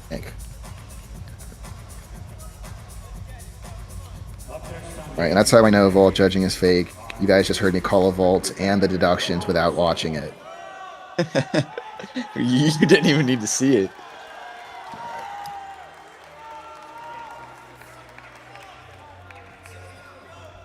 I hear more clapping.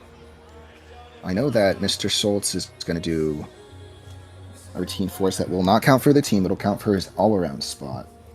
And I am also wondering if we are going to see any senior exhibitions on vault, because I could think of one. Sold so far today, 13.25 on floor, 13.4 on horse, and a 14 on vault. So wants to keep he's that cooking. strong day going. Oh yeah, no, he's cooking.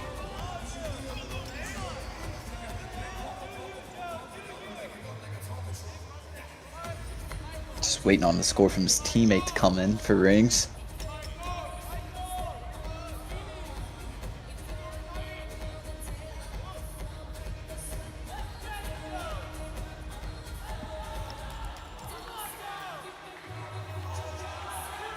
We're taking a moment with Mr. Alexander's rings routine. I wonder what they are debating. It seemed pretty straightforward. They could be debating credit on a giant or something, because he struggled a bit on that front giant.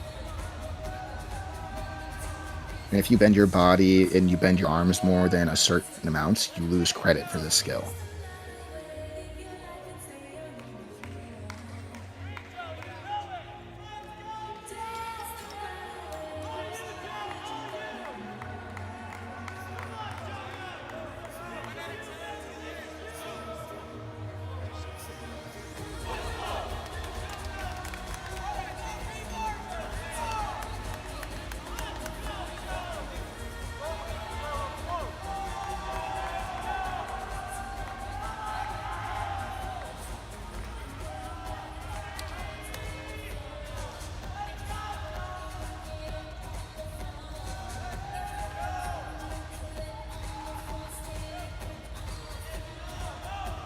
Holt's finally going up. Long wait for him.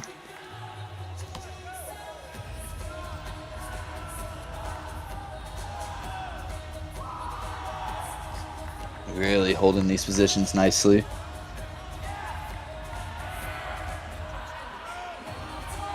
Ooh, fighting to get up to there.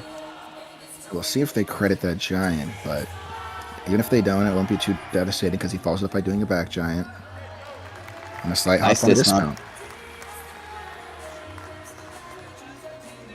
I really hope that they get to show Evan Secra doing a vault in an senior exhibition spot, because he finds those landings very well. He does a Yurchenko 1.5, which is of course lower in difficulty than anything we saw today, and likely why it wasn't in lineup today.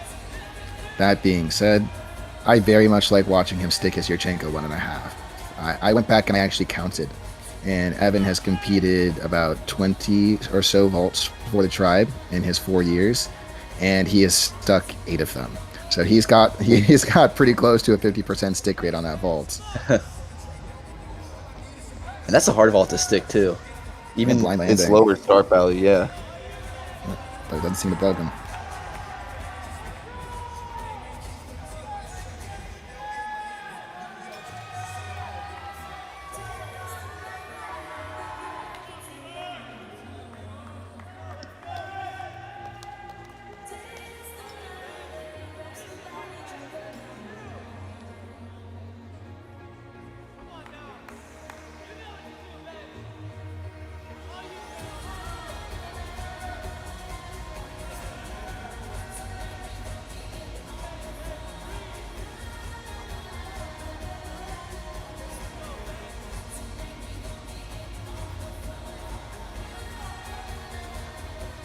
And it looks like we might have an exhibition routine here for Navy.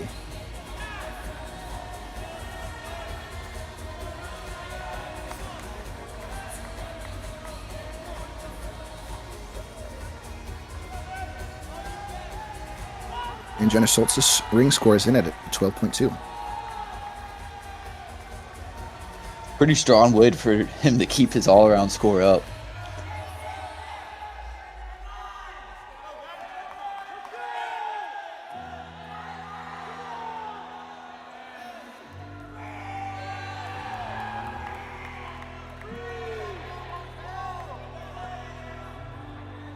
Oh, I've never seen that before. The straight body felged across like that? I didn't even know that was a skill.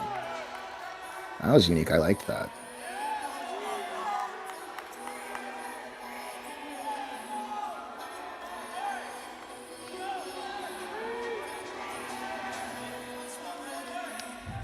Gearing up for a dismount here. Oh, fighting for that giant first.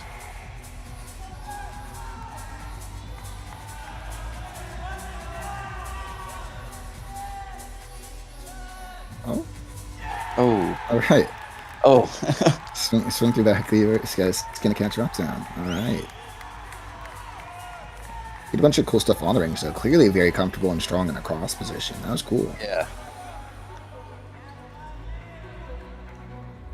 Just maybe saving himself from the dismount a little bit. Yeah. And now it looks like we're 4 rotations in. So as we head into the 5th rotation, talk a little bit about what you're saying earlier, how maybe these two teams aren't necessarily directly competing against each other. Yeah, so Navy is probably is competing for the win today, right? They want to show their conference dominance, but William & Mary, because they've been off to a slow start this season, is just trying to collect scores at this point, right? They need to be in the top 12 teams in the NCAA overall in order to qualify to the national championships. And so they need to start building those scores, like with great speed, because I believe the 12th place team at the moment is floating around a 205.175 average with a high of a 10.55. And as we mentioned, William & Mary got a 305.1 at their last outing, right? Which is on par with the average they need, but that's also their highest score thus far, right?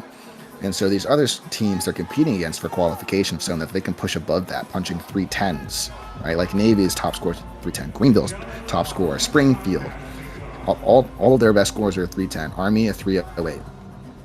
And William & Mary needs to be in that conversation if they want to even think about qualifying to NCAAs. So as much as they're competing against Navy today, their job is to try and beat a 305 today. And they are very much on track to do so. For sure. And a really great vault rotation for them. I mean, look at those numbers. Nothing below a 13-3 is really strong. It was. Unfortunately, it still wasn't enough for them to close that gap because, I mean, anything can happen between parallel bars and high bar. But if they were going to make up ground, while they were on the vault to Navy's rings would have been the time, and Navy just did not give them an inch. So it'll be very tough and interesting to see whether or not William & Mary can find a way to close this 2 points difference within the last 2 events.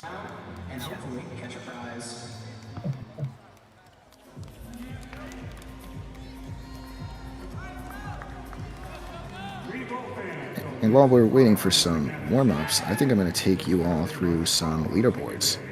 So Navy won floor, Benjamin Thurlow Lamb, to be specific, with a 14.1. Jonas Schultz won Pommel Horse with a 13.4. Aaron Stein won Rings with a 13.3. And Jonas Schultz won Vault with a 14.0. And so you'll notice that all of those names were Navy midshipman names, right? And so William & Mary will definitely want to try and break into that and see if they can take home an event title or two today at home in their last couple of chances.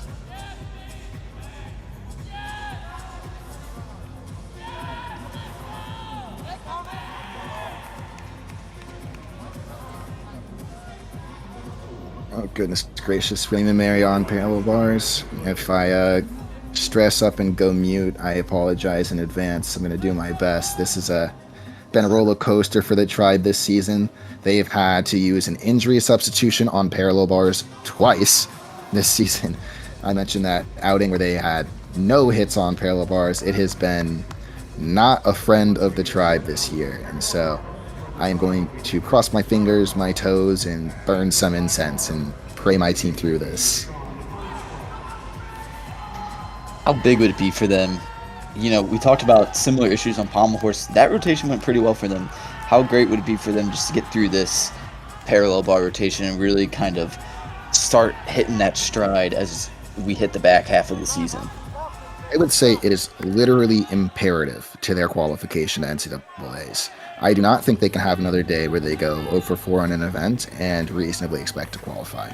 The only other way would be if they won conference championships.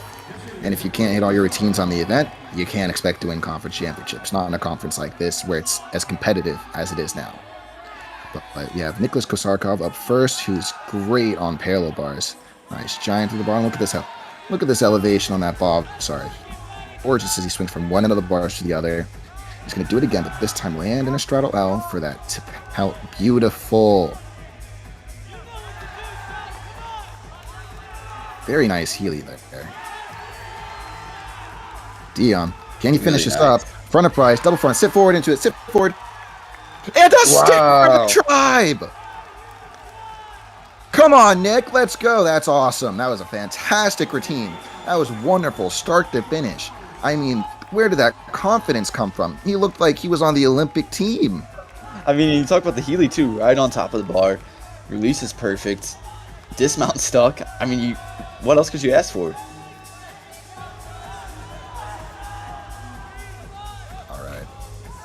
So we got the talk to start. We're going to see a whole lot of those elements, right? So if we're watching that, we'll watch those athletes get close to handstand and keep form as they do so. Really nice layout to Kachev. Very nice. Straddle to Kachev there, moving through this routine well. Like you mentioned, these are the two best teams in the conference on this event, so this should be an absolute slugfest. Oh, almost fighting for that stick. Small hop forward. They'll definitely take that in the leadoff position, though. Oh, 100%, 100 times out of 100. That was great.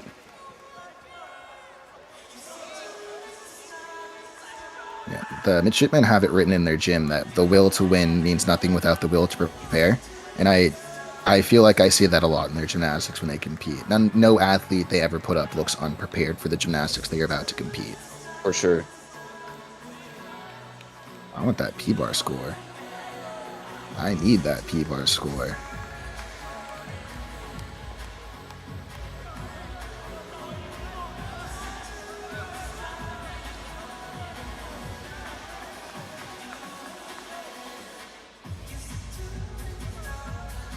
.4 for the freshman from a 14.3. That is less than 1 point in deduction, folks. That is so tough to do.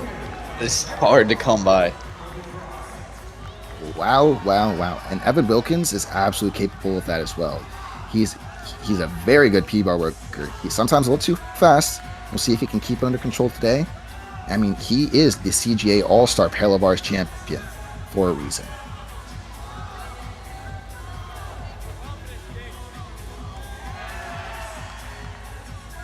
Gorgeous up to the handstand from that peach. Very nice giant. This is where things get dicey. Suarez directly into the huge straddle front. Gorgeous. Reverse peel here. All right. You got it. You got it. Dion, you're settled in. Nice. You're settled in. Pop this stutz up. Oh. Oh. Woof. Oh my goodness gracious. I'm curling my toes. I was so nervous on that. All right. So, I mean, every athlete's different, right? I mentioned athlete. I mean, Evan is a faster athlete. He's a fast twitch. He works very quickly. And so most athletes falling out of a stutz like that, they would have taken an extra swing. And Evan trusted himself to get a double pike around, and as he should have, because he got it to his feet.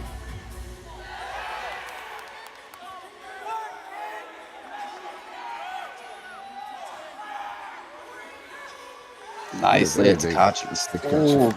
Oh. Fighting for the giant. All right, this guy does his bridges in warm-up. That was huge shoulder back flexibility. Get that over.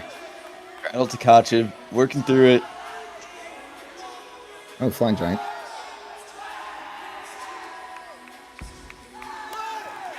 Just a hop A forward. big on hop that. forward. Yeah.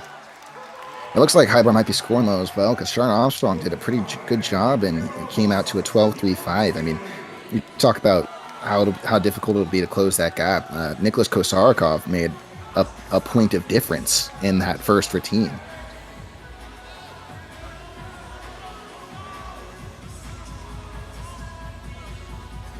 Well, folks, I have a feeling this is gonna be a nail biter. 13:05 from Evan Wilkins, even with the squirrely bit at the end there. That score they will definitely take. Well, I can feel the tension in the air in that gym through the screen. I don't know about you all, but everyone seems to know what is on the cusp of happening right now. Navy lost to Greenville in their last showing, and I do not think they want to lose to a conference competitor 2 weeks in a row. Absolutely not. Right. Nico's another one. Good parallel bar worker. It sometimes just gets a little away from him. We'll have to see if he can put it up today. Can he follow his teammates? Good Dion there. It's come on. Front, nice. Double front. Huge step, but it's only one step. And the rest was very, very clean. And getting through the routine, I mean, that's really key. Not having any major error. Getting through those skills on the bar. That's exactly what they're looking for. Yep. And McKinley scores in at a 12-1. This is already a 2/10 meet, and William and Mary was down 2 points going into this event. Oh my goodness.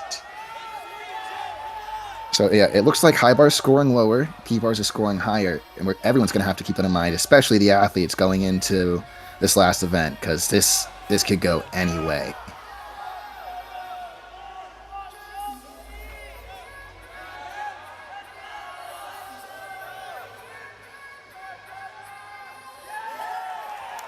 Oof, beautiful talk. Right on top of the bar, exactly what you're looking for. Oh, the one-arm giant kept that hand right by it just in case, though. Very nice. Like the Takachev.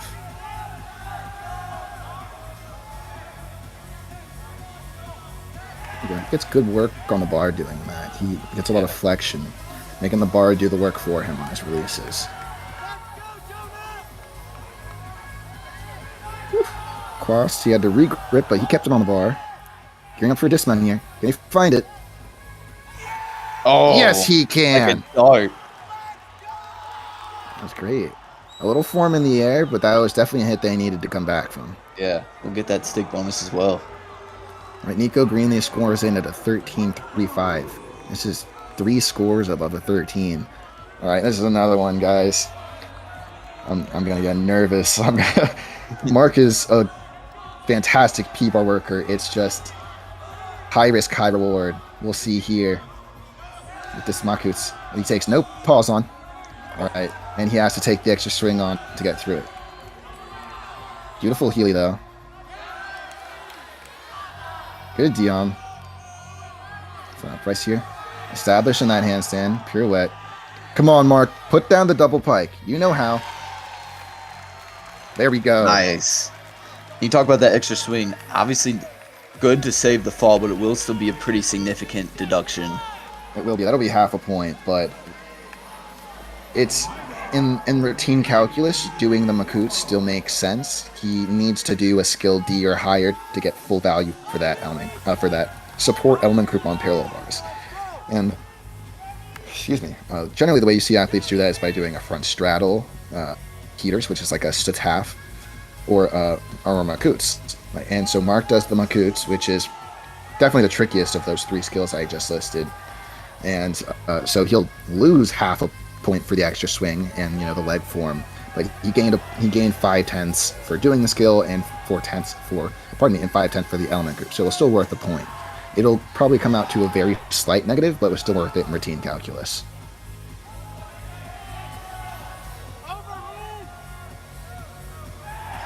Good on high bar here. Good jam work. The elbow giants, then pop back out for a talk, which he got pretty close to handstand. Another stretch Tkachev. This is a big Tkachev team. Yeah. Straddle Tkachev, really nice.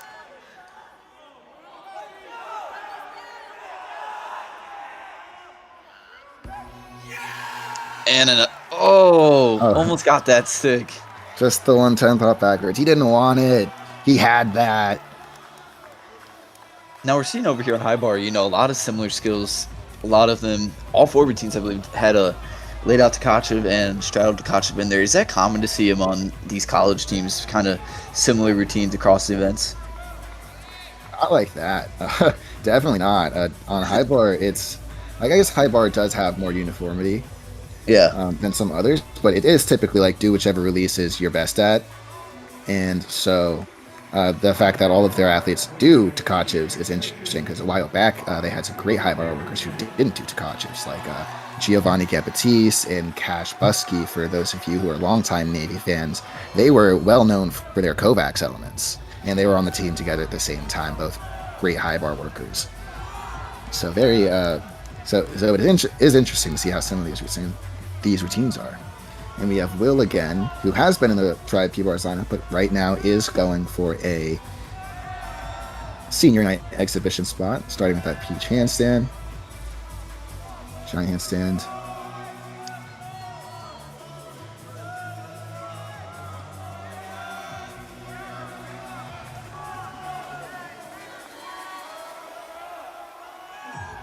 Oh. It's very nice work from them. Double pike here. Find it, man.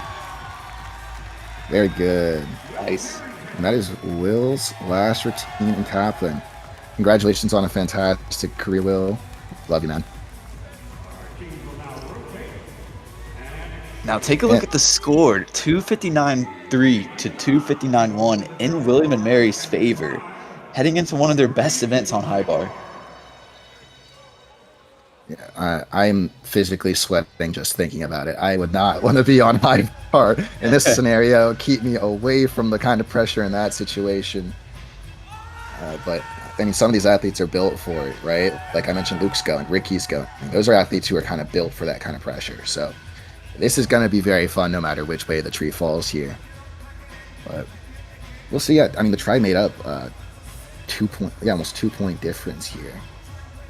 Almost only ahead by 2/10, but as we saw, high bar is definitely on the lower scoring end compared to parallel bars, and is just generally. So if the Tribe wants to even think about an upset here, it's 4-for-4 is non-negotiable.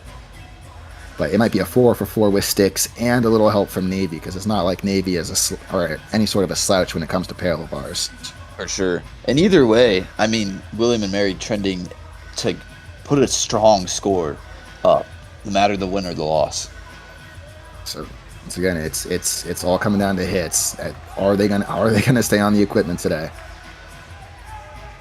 Yeah, Navy is third in the conference on this event, parallel bars, but they are ahead of William and Mary. So this should be a strong event to them, averaging a 49.083 with a high of 51.05, whereas William and Mary averages a 50.92, which is higher than Navy's P-Bar average, with a high of a 52.1. Excuse me. So that being said, hit to hit, it is fully possible William and Mary does come away with the win here. For sure.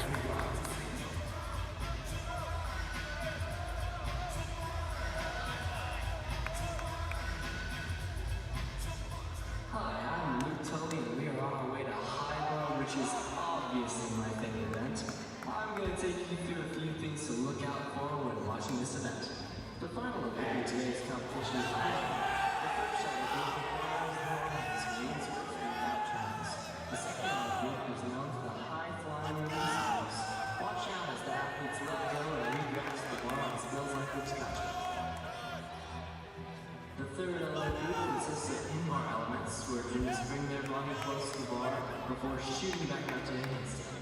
And of course, you have the fourth element group, the dismount. Now, if the gymnastics the landing, remember that's a tribe. All right, so we see the athletes getting ready here. We got guys warming up their taps and releases on high bar. taps being the swings they do, through a giant to bounce that bar and get the bar ready for a release. And on parallel bars, we're seeing the athletes run through their upper bar skills, their lower bar skills, their dismounts, and most importantly, chalking the bars up and stripping them down, because everyone likes the bars a little different.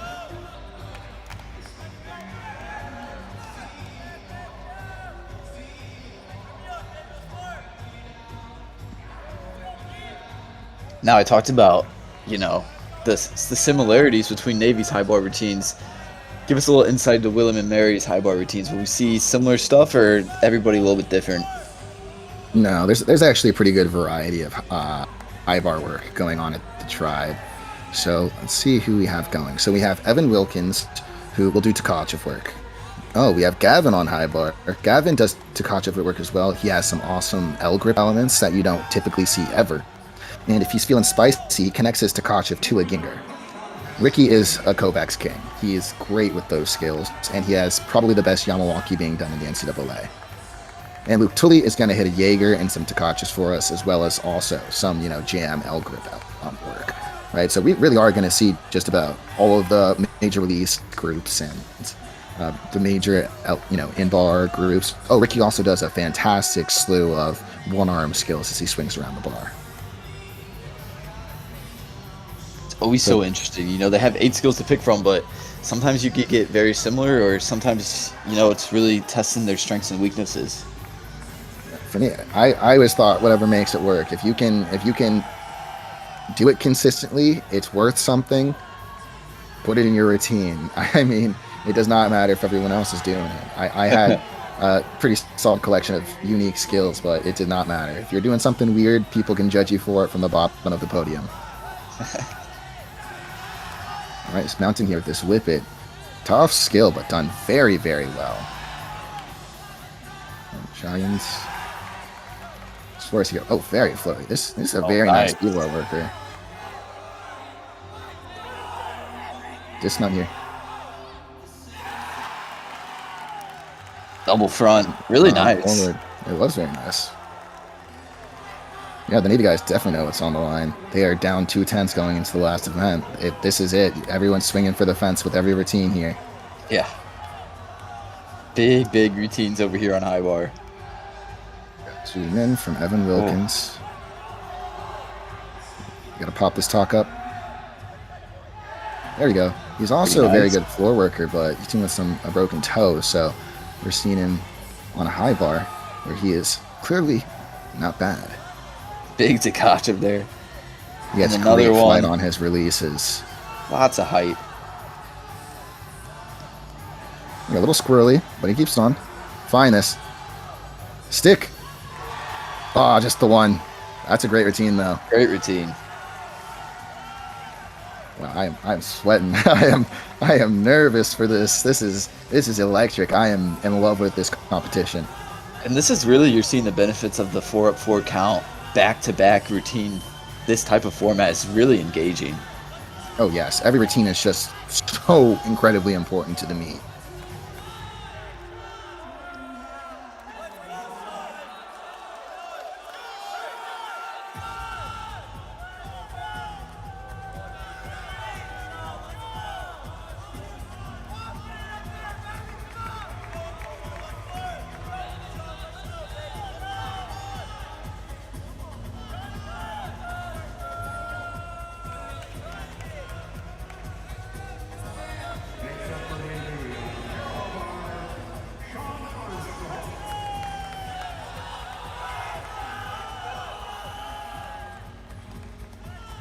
Now we got Sean Armstrong for Navy on parallel bars.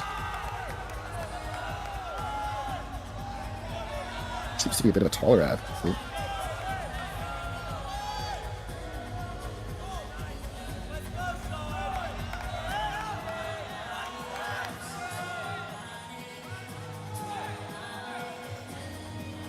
That same skill we saw Mark fall on. Oh, unfortunate. He comes off the rail. That was a tough fall. I hope he's all right.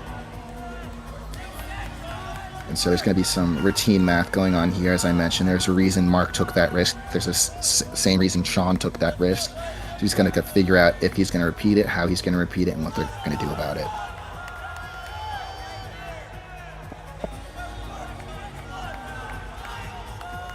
If it were me, I wouldn't. I think Makuts is a really tricky skill. It's really finicky. And yeah, it looks like Yeah, he continued about it.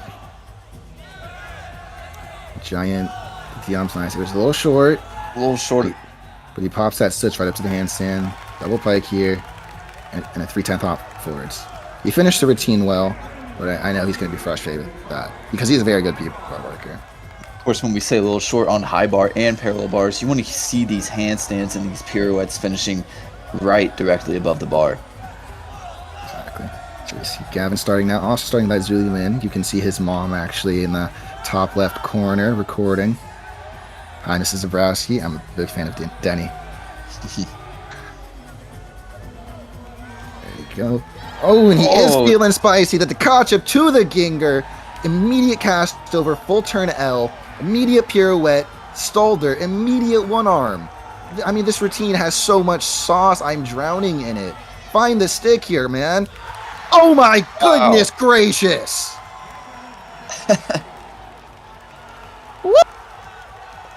That was phenomenal from Gavin. I mean, that was... Gymnastics is supposed to be art, and that was artful.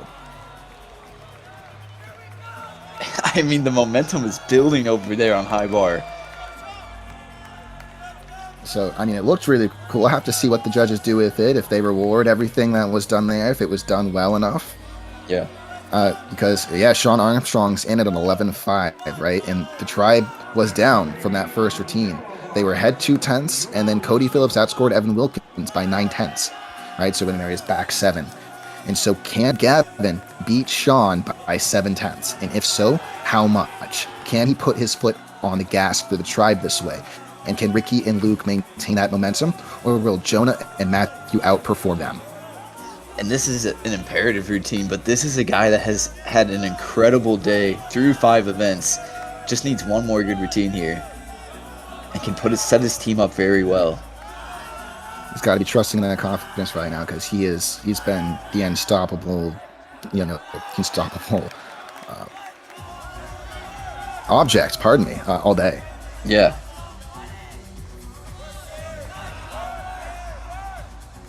Hanma, the tricky skill here.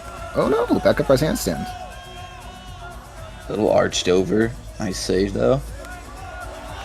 Major break.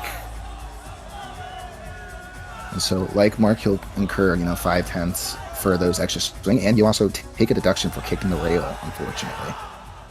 That's just was shy of the handstand, but he works on this dismount, and he gets it to his feet. Good work. Now, that was a fight.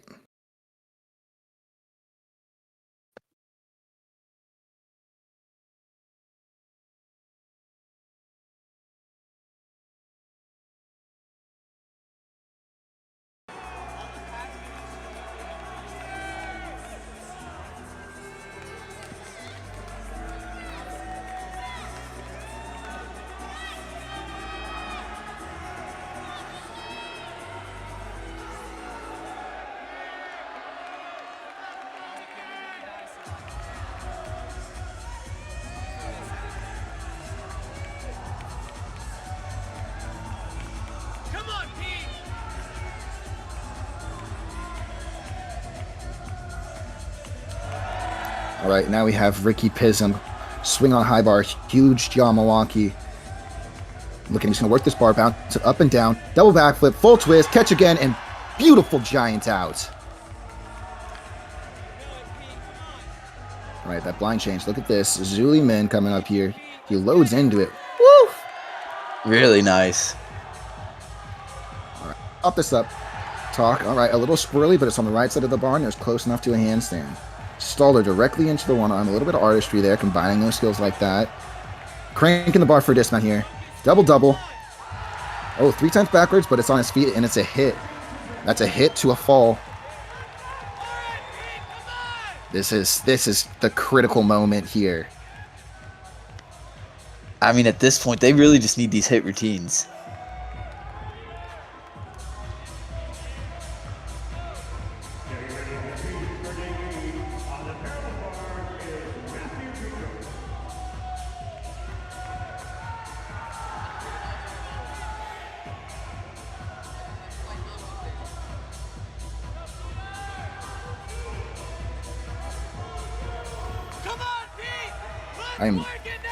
My heart is racing, and I'm just watching. I cannot imagine. This is everything on the line now. These two last routines. Matthew Petros, veteran competitor, excellent gymnast, fantastic athlete, knows he has the skill. Can he do it under all this pressure?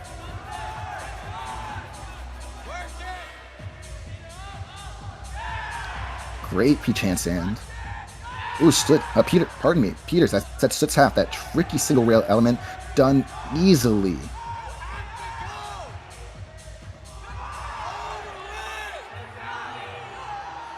Split handstand, just a dismount here, double pike, and a small hop forward. That's a good routine.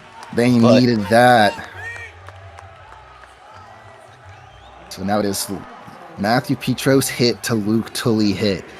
This is the best high bar athlete in the conference, mounting now. Mounting with Pike Jaeger. Done very well. It's a D-value really element. Nice. All right. Hop to the front grip here. Oh my gosh, she's not being shy about hitting those handstands. That was beautiful. Directly up on top.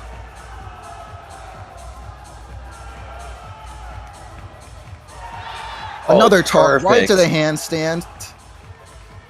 Straddle nice to Kovachev. Cranking here, just a dismount. Lay half. Find it, Luke. And that's a stick for the tribe. I think they did it.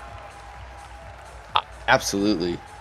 I think William & Mary just pulled off an upset that I don't know anyone saw coming. I actually got on the national CGA gymnastics thing and called that they would not win this meet, and I went there for 7 years actually.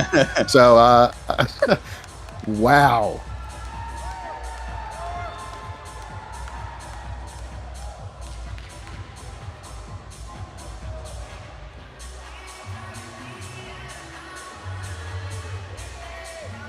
I'm speechless.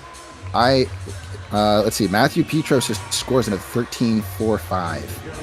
I will not even pretend I can do math well enough to know what Luke needs to score. But we will have to wait and see. This is easily going to be the tribe's best score of this season.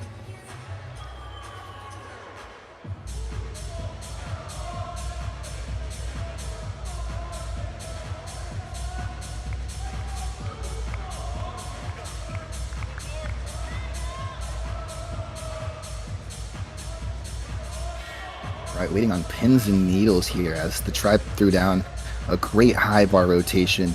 And fortunately, Navy had 2 airs. I mean, they had 2 on floor, 1 on pommel horse, and it's in. William & Mary has done it. Luke Tully 13-6 for the title and the meet. William & Mary wins, upsetting Navy 310.85 to 308.5 on senior night at home.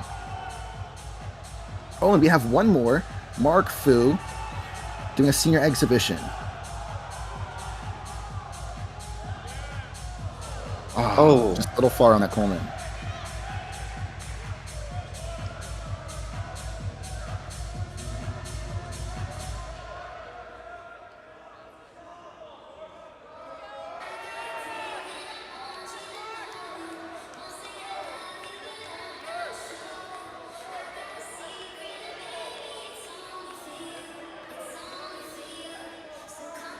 He's going to take his 30, remount the bar. We'll see if he repeats. I mean, he knows he's capable. Mark can do just about every release on high bar, actually. I've seen him do everything from a Winkler to a Casina.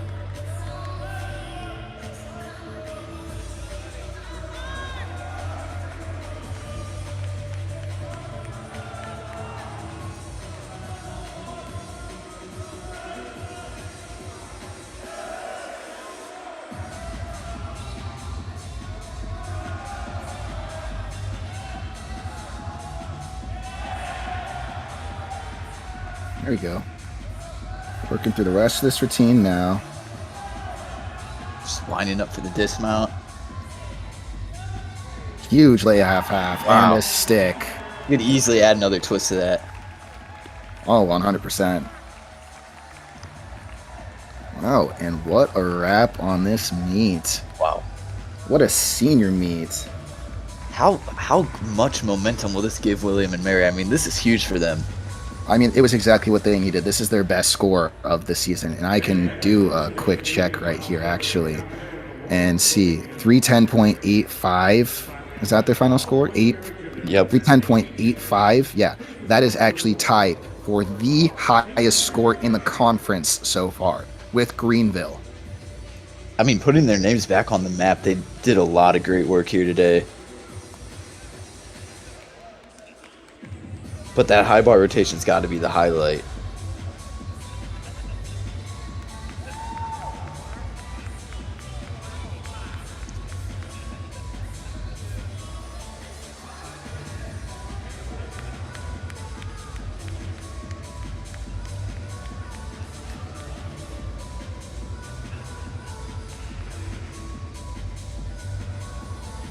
So now we got a leaderboard. Nate, can you take us to the floor? Yeah, I mean, looking back at floor exercise, still highlighted by Benjamin Thurl's 14.1, Luke Tolley 13.8. Lots of great stuff. Nico Greenlee's 13.650. And Luke Tolley, I mean, get used to seeing his name popping up a lot. Same with Jonas Soltz, 13.25.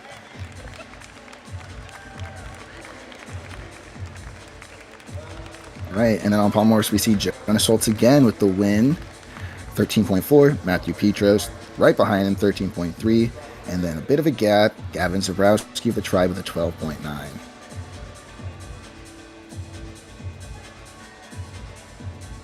Over on still rings, Aaron Steen, 13.3. Very strong routine. Navy taking 1 and 2 spot, 13.25. And then Jonathan Irwin rounding out third place from William and Mary, 13.050. With his best score of the season so far, tying his career high.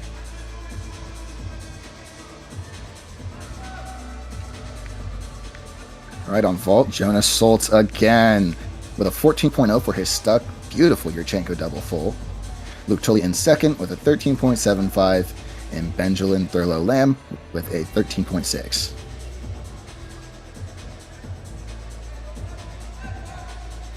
And then on P-bars, great routine over there for Matthew Petros for 13.450 for Navy. William and Mary taking the next 3 spots on parallel bars, and like you mentioned, Navy wasn't expecting that coming into the meet. 13.4 and 13.350.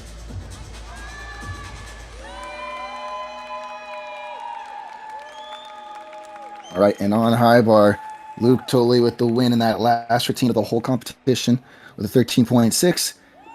His teammate, the Tribe, right behind Gavin Zabrowski with a 13.1. And Michael Romo of Navy, their anchor, with a 13.05. I believe we had, we had one all-around athlete today. It was just Mr. Schultz. Yes. Yeah, I think it was just one.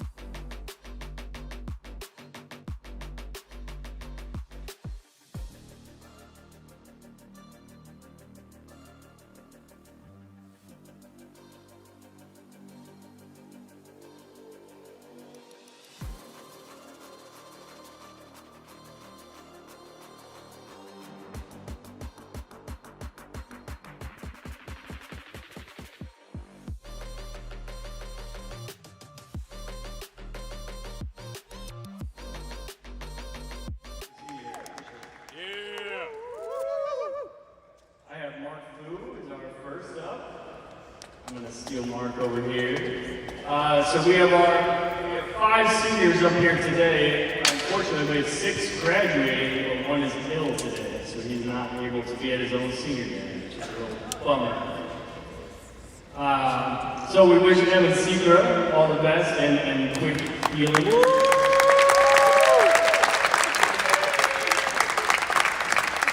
Fortunately, we have another home meet coming up, so we'll be able to give him a solid recognition and a great experience that way as well. But I have Mark with me here, so I want to say a few words about each of the seniors, starting with Mark. Mark Fu is an ambitious man. No matter what it is, Mark really goes for it. I found this out many years ago, coaching Mark up in Minnesota before I moved to William & Mary. I believe you were about 10 years old then.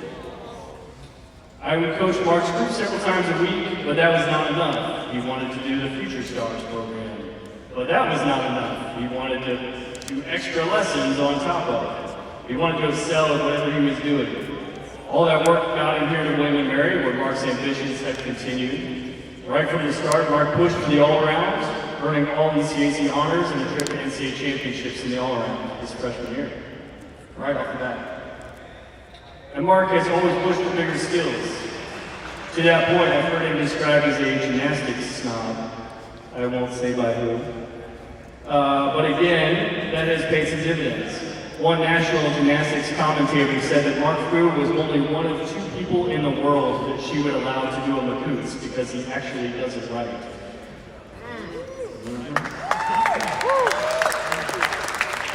No surprise that Mark has excelled in school, speaks fluent Mandarin, is an accomplished violist, and was elected to leadership positions within the Chinese student organization at William & Mary too. Nearly every summer, Mark has traveled to either China or Taiwan to train with national and Olympic athletes and coaches. Remember that ambition? He even competed in Taiwan's national games in Yunlin County this past September, where he finished 7th in the all-around finals, 6th on floor, and qualified to high-bar finals.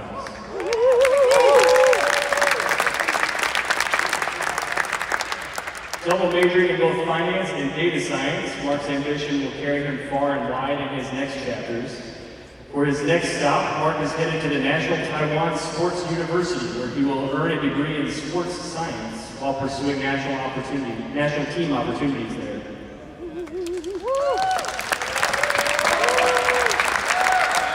Mr. Mark, it's been a great joy to see your ambitions take you from Future Stars to William & Mary and now to the international stage. I can't wait to see what you can do there and beyond. Thank you for being a part of the tribe.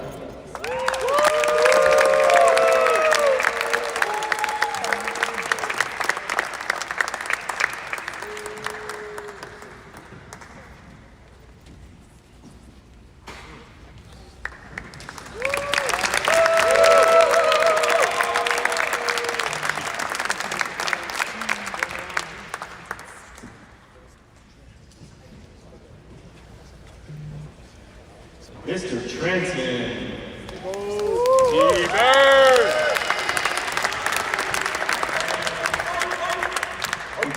We call him T-Bird. Right at the end of high school, Trenton was in a terrible car accident that took months of recovery. But he came in his freshman year and battled back, excelling on his best events to finish 2nd on vault in the conference, 5th on vault at the USA Gymnastics Collegiate Championships, and qualifying